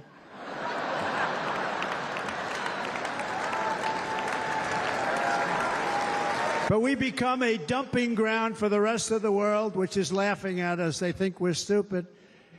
And they can't believe that they're getting away with what they're getting away with, but they're not going to be getting away with it for long. That's what I can tell you. Caracas, high crime. Caracas, Venezuela. Really a dangerous place, but not anymore. Because in Venezuela, crime is down 72%. In fact, if they would ever win this election, I hate to even say that, we will have our next Republican convention in Venezuela because it will be safe. Our cities will be so unsafe we won't be able. We will not be able to have it there. In El Salvador, murders are down by 70%. Why are they down? Now, he would have you convinced that because he's trained murderers to be wonderful people. No. They're down because they're sending their murderers to the United States of America. This is going to be very bad. And bad things are going to happen to keep our families safe. The Republican platform promises to launch the largest deportation operation in the history of our country. Even larger than that of President Dwight D. Eisenhower from many years ago. You know, he was a moderate, but he believed very strongly in borders. He had the largest deportation operation we've ever had. Just recently, I spoke to the grieving mother of Jocelyn Nungary, a wonderful woman, a precious 12-year-old girl from Houston who last month was tied up, assaulted, and strangled to death after walking to the convenience store just a block away from her house. Her body was dumped near the side of the road in a shallow creek, found by some onlookers who couldn't believe what they had witnessed. Charged with Jocelyn's heinous murder, who came across our border, were in custody, and were then released into the country by this horrible, horrible administration that we have right now. I also met recently with the heartbroken mother and sister of Rachel Morin. Rachel was a 37-year-old mom of 5 beautiful children who was brutally raped and murdered while out on a run. She wanted to keep herself in good shape. It was very important to her. She was murdered. The monster responsible first killed another woman in El Salvador before he was led into America by the White House. This White House let them in. He then attacked a 9-year-old girl and her mother in a home invasion in Los Angeles before murdering Rachel in Maryland. Traveled all throughout the country, doing tremendous damage. Rachel's mother will never be the same. I spent time with her. She will never be the same. I've also met with the wonderful family, the brilliant 22-year-old nursing student. She was so proud of being first in her class, who was out for a jog on the campus of the University of Georgia when she was assaulted, beaten, and horrifically killed. Yet another American life was stolen by a criminal alien set free by this administration. And these were incredible people we're talking about. These were incredible people who died. Tonight, America, this is my vow. I will not let these killers and criminals into our country.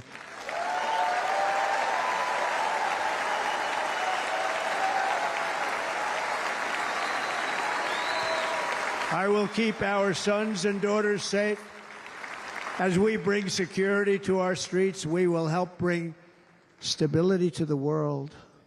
I was the first president in modern times to start no new disrespect.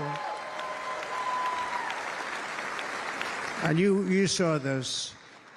Hungry, strong country, run by a very powerful, tough leader. He's a tough guy. Press doesn't like him because he's tough. And he came out recently. They were asking him at an interview, the whole world is exploding. What's happening? What's going on? Viktor Orban, Prime Minister of Hungary, very tough man. He said, I don't want people coming into my country and blowing up our shopping centers and killing people. But they said to him, tell us what's going wrong, what's happening, what is it? He said, there's only one way you're going to solve it. You got to bring President Trump back to the United States because he kept everybody at bay. He used a word I wouldn't use because I can't use that word, because you'd say he was a braggart. I'm not a braggart. But Viktor Orban said it. He said Russia was afraid of him. China was afraid of him. Everybody was afraid of him. Nothing was going to happen. The whole world was at peace. And now the world is blowing up around us. All of these things that you read about were not going to happen. Under President Bush, Russia invaded Georgia. Under President Obama, Russia took Crimea. Under the current administration, Russia is after all of Ukraine. Under President Trump, Russia took nothing.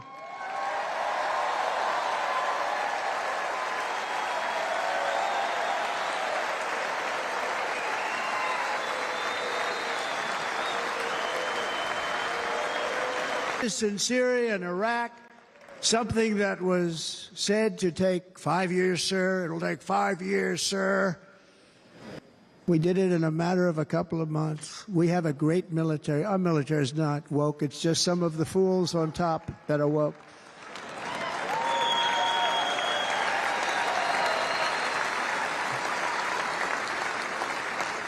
I got along very well. North Korea, Kim Jong-un, I got along very well with him. The press hated when I said that. How could you get along with him? Well, you know, it's nice to get along with somebody who has a lot of nuclear weapons or otherwise, isn't it?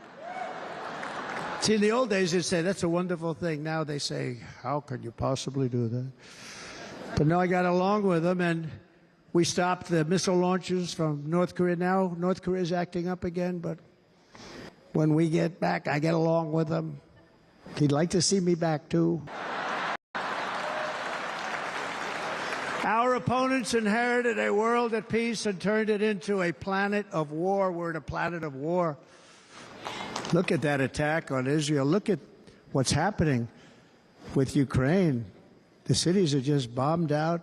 How can people live like that where buildings, massive buildings, are falling to the ground? It began to unravel with the disastrous withdrawal from Afghanistan, the worst humiliation in the history of our country. We have never had a humiliation like that. 13 heroic U.S. service members were tragically and needlessly killed. 45 others were horrifically wounded. Nobody ever talks about them.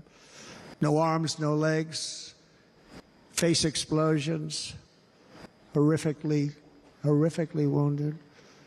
And by the way, we have a man in this room who's running for the U.S. Nevada named Sam Brown, who paid the ultimate price. Thank you, Sam. Thank you, Sam. Thank you. He paid the biggest price probably ever paid by anybody that is running for office, and I think he's going to do great. He's running against a person that is not good, not respected, a total lightweight. But Sam, I think, paid, really, we were talking about it with some of the senators that are working so hard for Sam, but he paid the biggest price of any senator ever to run for the Senate. I don't think anybody's ever what he did. He was a real hero, a really great person, and he's running, and I hope that everybody gets out and votes for Sam Brown. And we also left behind $85 billion worth of military equipment, along with many American citizens were left behind. Many, many American citizens. Emboldened by that disaster, Russia invaded Ukraine. They saw this group of people that were incompetent. We took the soldiers out first. No, we're going to take the soldiers out second. If they would have followed my plan, we had a great plan. But the plan only kicked in if they did everything perfectly. And they weren't doing things perfectly, so we said it doesn't kick in. You know, 18 months in Afghanistan, we didn't have one, so they were killing them left and right, snipers. And I spoke to the head of the Taliban. You've heard this story. Abdul, still there, still the head of the Taliban. The press got on me. Why would you speak to him? I said, because that's where the killing is. I don't have to speak to somebody. Don't ever do that. Don't ever do that again. Don't ever do that again. You've got to stop. Because during the Obama administration, many great people and soldiers, a lot of soldiers were being killed from long distance. I said, if you keep doing that, you're going to be hit harder than anybody's ever been hit by a country before.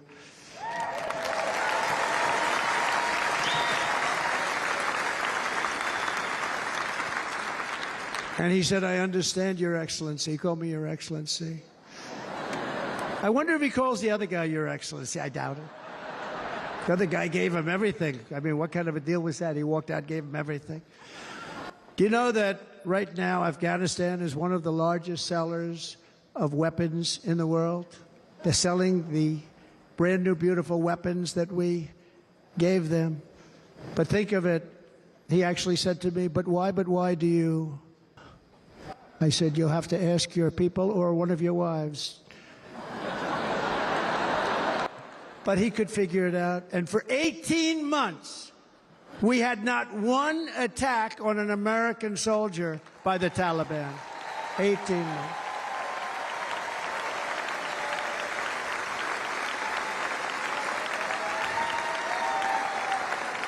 And then we had that horrible day where soldiers were killed. I was not there because of a ridiculous election.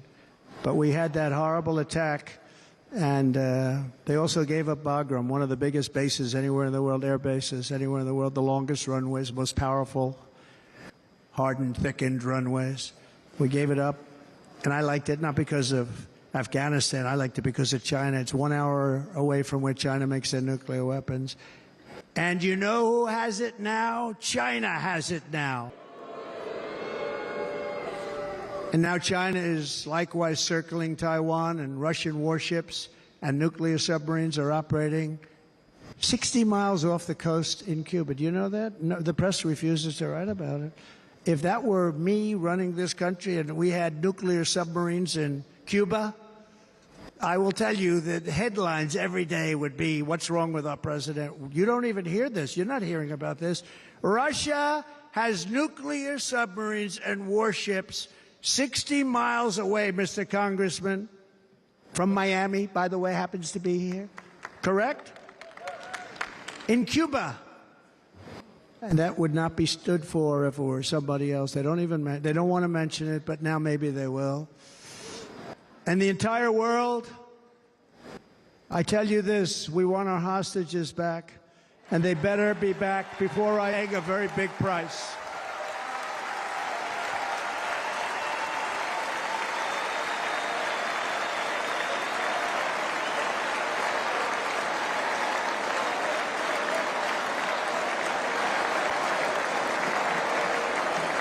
With our victory in November, the years of war, weakness, and chaos will be over. I don't have wars. I had no wars other than ISIS, which I defeated, but that was a war that was started. We had no wars. I could stop wars with a telephone call.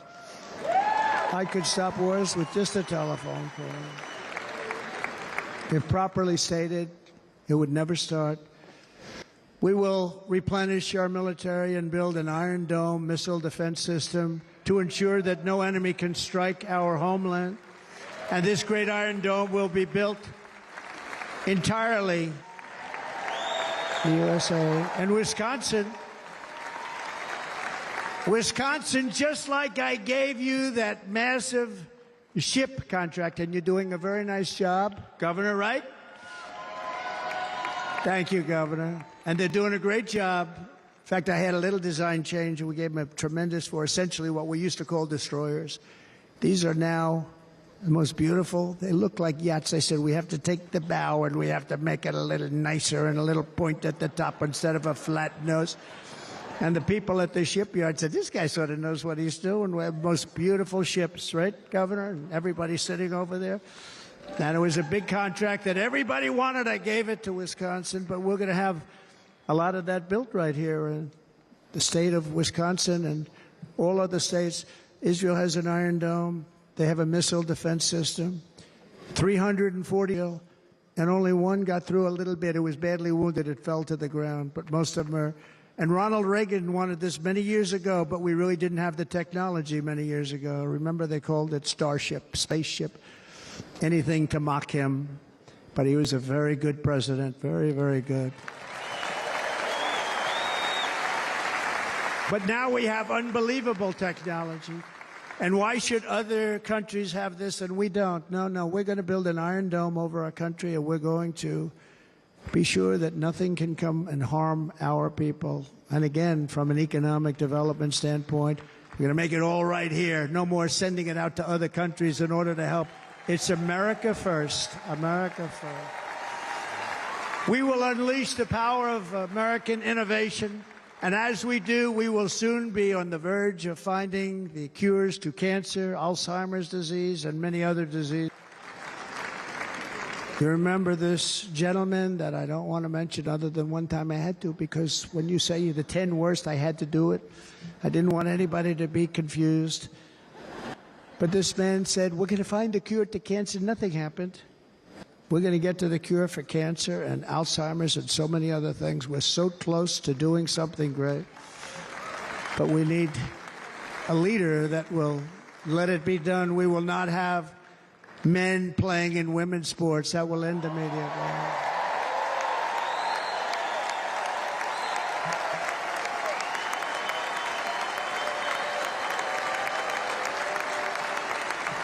And we will restore and renovate our nation's once great cities, making them safe, clean, and beautiful again. And that includes our nation's capital, which is a horrible killing field. So many think at the Washington Monument, they end up getting stabbed, killed, or shot. We will be very soon very proud of our capital, again, Washington, D.C.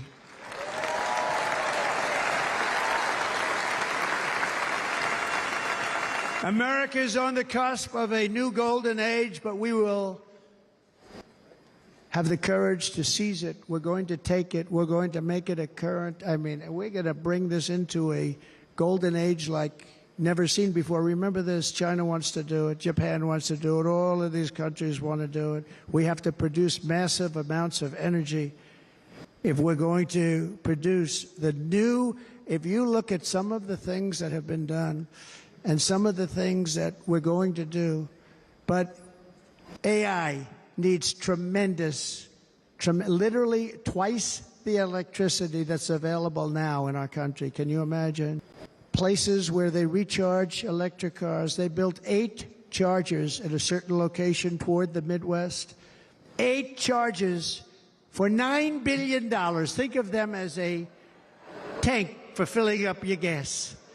Think of it. They spent $9 billion on 8 chargers, 3 of which didn't work. And if you are going to do this all over our country, this crazy electric mandate, if you're going to do this all, and by the way, I'm all for electric. They have their application. But if somebody wants to buy a gas-powered car, gasoline-powered car, or a hybrid, they're going to be able to do it. And we're going to make that change on day one.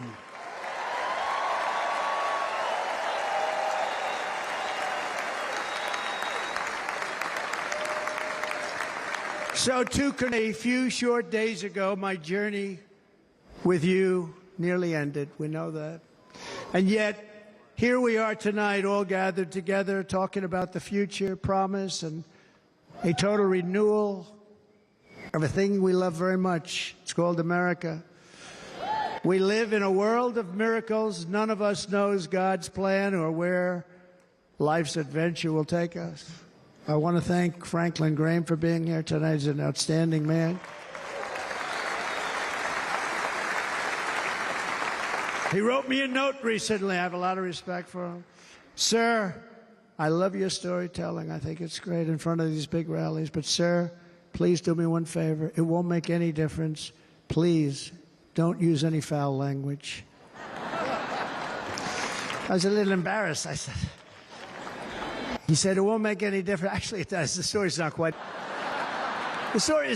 as good, to be honest. I've got to have a little talk with Franklin. But he was great. He's a great gentleman. His father was so incredible. Billy Graham.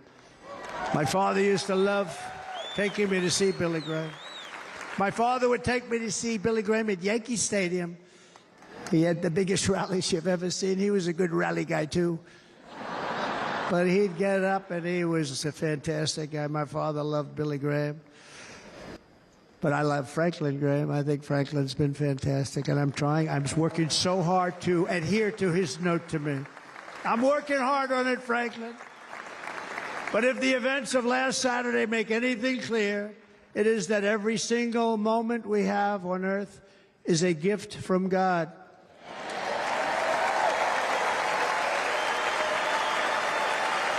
We have to make the most of every day for the people. And the attacker in Pennsylvania wanted to stop our movement, but the truth is the movement has never been about me. It has always been about you. It's your movement. It's the biggest movement in the history of our country by far. Can't be stopped. It can't be stopped. It has always been about the hardworking, patriotic citizens of America. For too long, our nation has settled for too little. We settled for too little. We've given everything to other nations, to other people. You have been told to lower your expectations and to accept less for your families. I am here tonight with the opposite message. Your expectations are not big enough. They're not big enough. It is time to start expecting and demanding the best leadership in the world, leadership that is bold, dynamic, relentless. We are Americans. Ambition is our heritage. Greatness is our birthright. But as long as our energies are spent fighting each other, our destiny will remain out of reach, and that's not acceptable. We must instead take that energy and use it to realize our country's true potential and write our own thrilling chapter of the American story. We can do it together. We will unite. We are going to come together, and success will bring us together.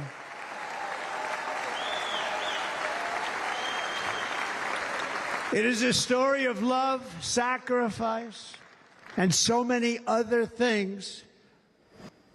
And remember the word, devotion. It's unmatched devotion. Our American ancestors crossed the Delaware, survived the icy winter at Valley Forge, and defeated a mighty republic. They fought so hard, they lost so many. They pushed thousands and thousands of miles across a dangerous frontier, taming the wilderness to build a life and a magnificent home for their family. They packed their families into covered wagons, trekked across hazardous trails, scaled towering mountains, and braved rivers and rapids to stake their claim on the wide open, new, and very beautiful frontier. When our way of life was threatened, American patriots marched onto the battlefield, raced into enemy strongholds, and stared down death and stared down those enemies to keep alive the flame of freedom. At Yorktown, Gettysburg, and Midway, they joined the roll call of immortal heroes. So many just so many heroes, so many great, great people. And at those people, we have to cherish those people.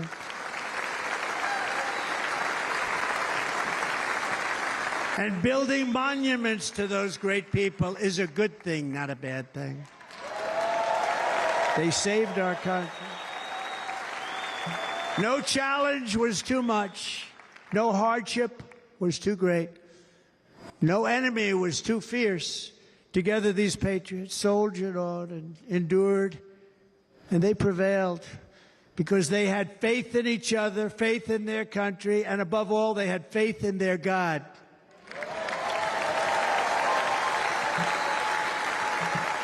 Just like our ancestors, we must now come together, rise above past differences.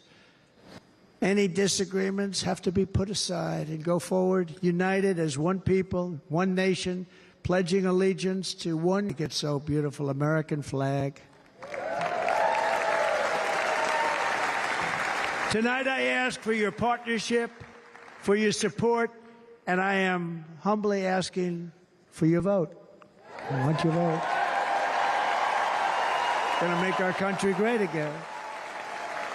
Every day I will strive to honor the trust you have placed in me, and I will never, ever let you down. I promise that. I will never let you down.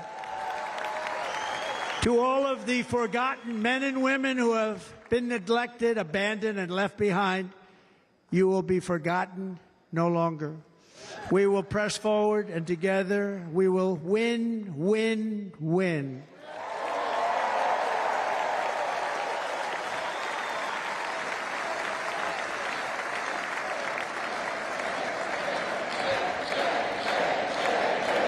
Win, win, win, win, win, win. Nothing will sway us, nothing will slow us, and no one will ever stop us. No matter what dangers come our way, no matter what obstacles lie in our path, we will keep striving toward our shared and glorious destiny, and we will not fail. We will not fail. Together we will save this country, we will restore the republic, and we will usher in the rich and wonderful tomorrows that our people so truly deserve. America's future will be bigger, better, bolder, brighter, happier, stronger, freer, greater, and more united.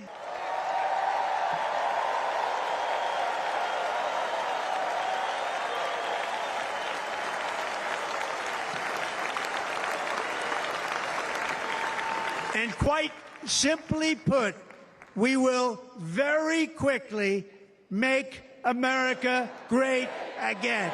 Thank you very much. Thank you very much, Wisconsin. God bless you. God bless you, Wisconsin, and God bless the United States of America, our great country. Thank you very much, everybody. Thank you.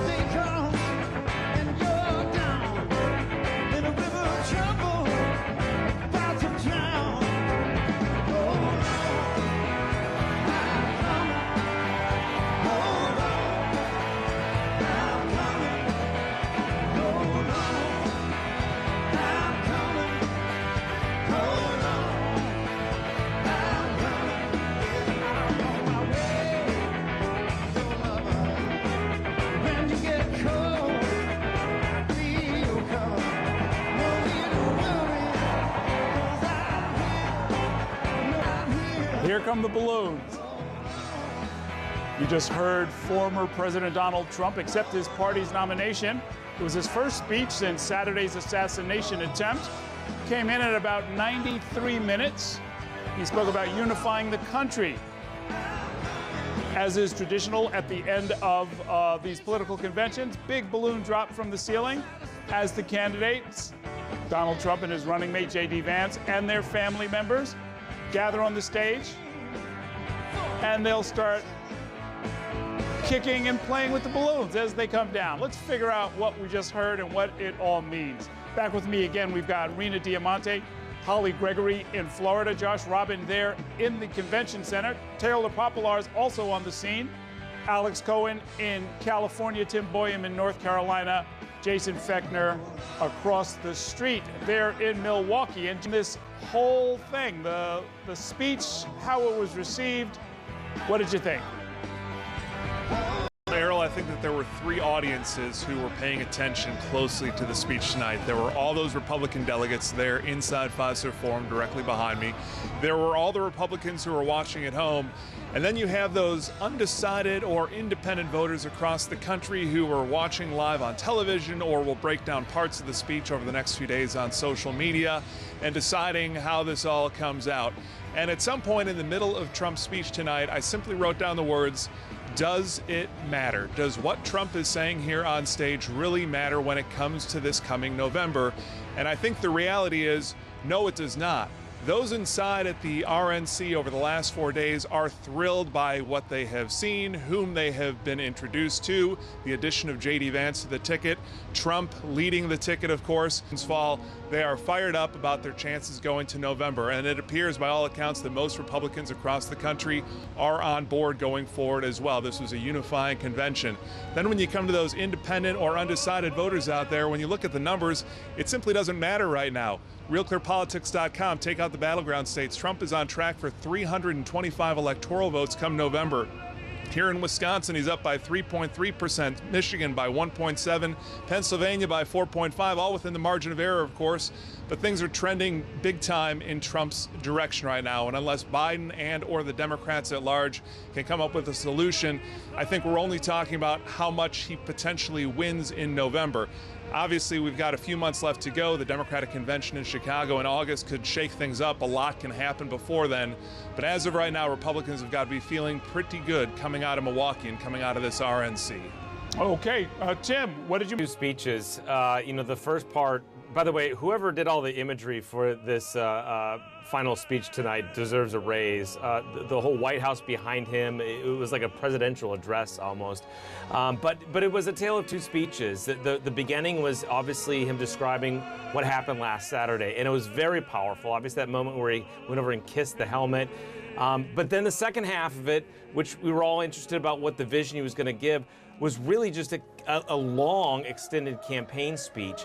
And I was curious because there's been so much talk about he was not going to mention Biden, not going to mention Kamala Harris. And was that because he was trying to reach out to these, voters that may be deciding between the two?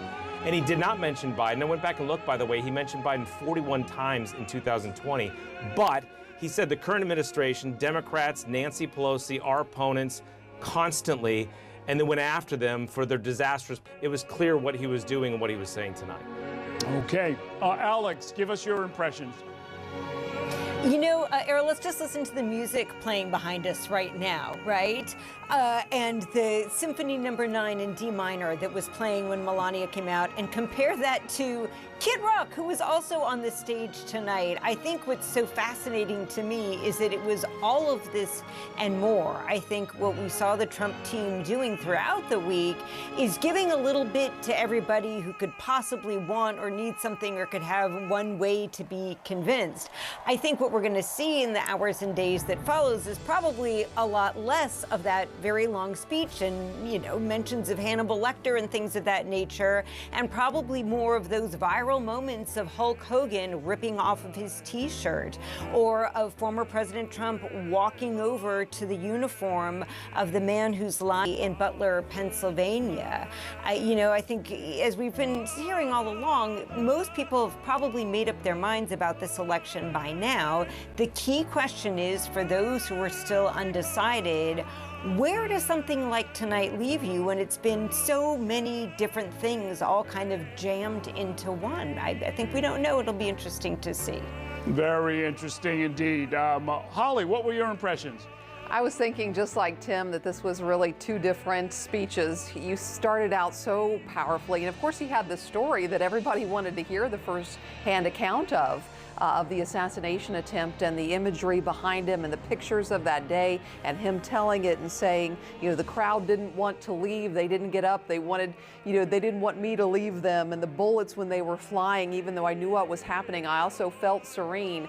So, you know, that was all riveting and perfect, but I think because even though I know Republicans are feeling very united and that the wind is at their backs, and that, you know, this is frankly probably the most energetic convention that I've seen since 2008 with Obama. So they're feeling great, but you never want to get too cocky, right? Confidence is good, enthusiasm is great, but you don't want to get too cocky, and you don't want to ever miss an opportunity. And I think the second part of the speech that turned into a campaign rally, he missed getting those people who might have been tuning in to hear the assassination attempt account, who might have been on the fence about Trump, and they wanted to hear what he had to say. They wanted to hear the first time he spoke since then. I think he missed an opportunity then to have a very succinct message on the economy, immigration, you know, things that he could have really hit on to perhaps draw people in who were taking a look for the first time and kind of kicking the tires. His campaign manager there, Susie Wiles, is in the crowd, and I think probably she was hoping maybe he would have kept tighter, but Trump is going to do what Trump wants to do, and it very much was a rally. But look, this whole convention has been a resounding success for Republicans, and I think they're feeling great about where they are, but you always got to think you got 4 months to go, and that's a very short time in some ways, but it can also be a political eternity, Errol, and a lot can happen. No, absolutely. The estimated time was, they said it would be about an hour. It came in a little over an hour and a half, and I would say that there probably was, Josh, about 30 minutes worth of extemporaneous additions and asides and riffing that probably took us into that, so deep into that second hour. What were your impressions, Josh? Yeah, well, just on that, there was, I mean, whole sections where the prompter in front of him just didn't move. He was doing his own thing. As Holly was just saying, this was a very successful convention. He got his former rival to be here. They didn't have any problems with protests. They didn't have any problems with some differences within the party when it comes to abortion or foreign affairs. I don't know if it's, I don't think this is fatal at all, but, you know, the ending of the speech, I think, reminds a lot of people about who Donald Trump is. They were tuning out for a while, and I think a bunch of people tuned in, and if they kept on listening, they heard some things that either they really liked, which is, you know, Trump going on and on about things of importance to him, and the other side heard him go on and just was reminded about the fact that this is who the candidate is, calling Nancy Pelosi crazy, you know, making fun of individuals. And then, you know, my jam here has been just watching out for or exaggerated, and I found a whole bunch of them. And, you know, it's our job to just point it out. Just saying, like, look, inflation has been really bad recently, there's no doubt, but there's no reason to say that it's the highest it's ever been. Anyone who remembers the 1970s knows that it peaked at like 18%. Gasoline, yeah, it's definitely higher than it was recently, but, you know, gas prices are $3.19 now, or as of January. There were $2.63 back in January of 2020. It's certainly higher, but it's not the highest that it's ever been. They've come down. I could keep going, but I'll just do a couple more. Wages have actually gone up significantly recently, if you look at the statistics. And one final one, and this is a huge one for the crowd. He said drill, baby, drill a couple of times. Actually, the United States produces more crude oil right now than in any other country ever in history, in Trump's term. And actually, Joe Biden has gotten a lot of grief from environmentalists about that. So, you know, looking at the nuance, looking at the substance as well, trying to put it into context for individuals, Errol. Okay, thank you for that, Josh. Taylor Popolars, what did you think? You know, Errol, all of our panelists have touched on so many great points. I think the real big thing, the big unknown moving forward is whether Donald Trump will be facing Joe Biden this November. If he is not, the whole trajectory of this campaign will change, and the Trump campaign strategy that they've crafted and executed pretty efficiently this week is going to have to be adjusted.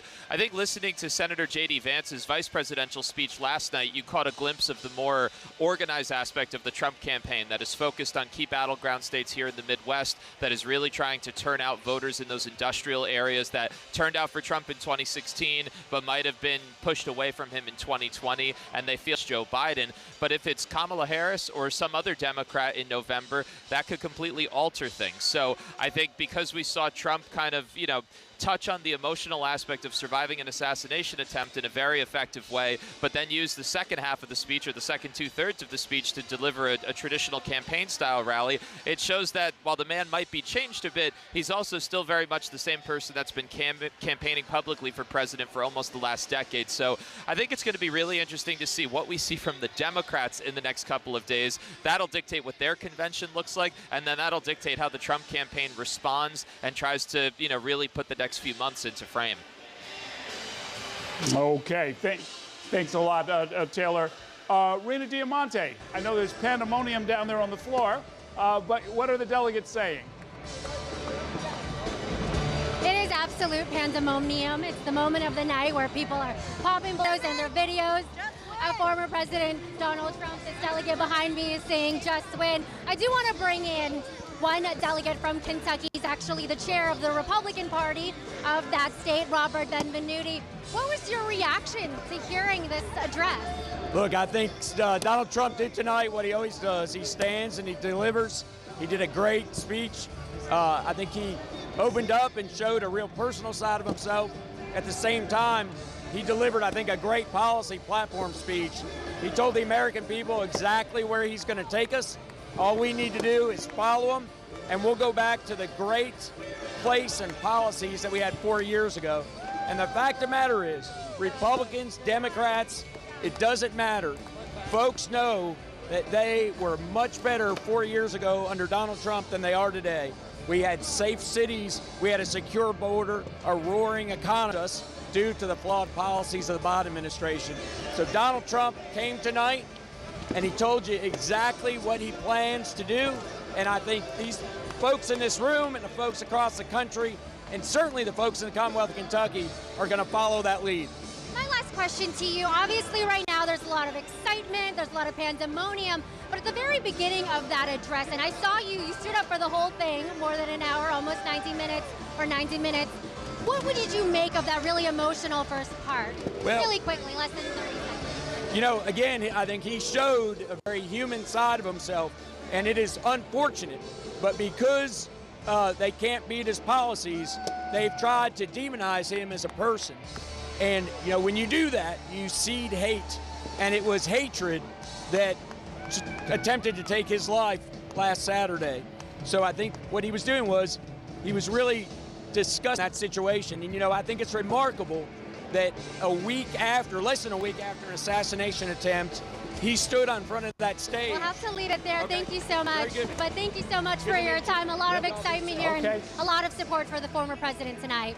All right. Thank you, Rena. Thank you, Holly and Josh.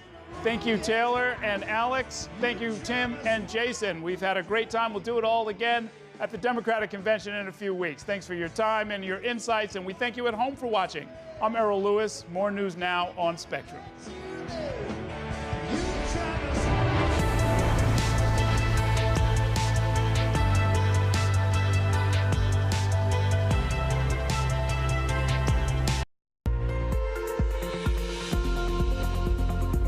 Well, the big weather story over the next several days will be the heat building out in the west. Hi there, I'm meteorologist Robert Santos. I know you've been dealing with the heat out the west coast, thinking maybe Southern California will be a little cooler. Well, the temperatures are going to be going up there. Unless, of course, you're going to the coast. That's where it is pretty comfortable. But inland Southern California,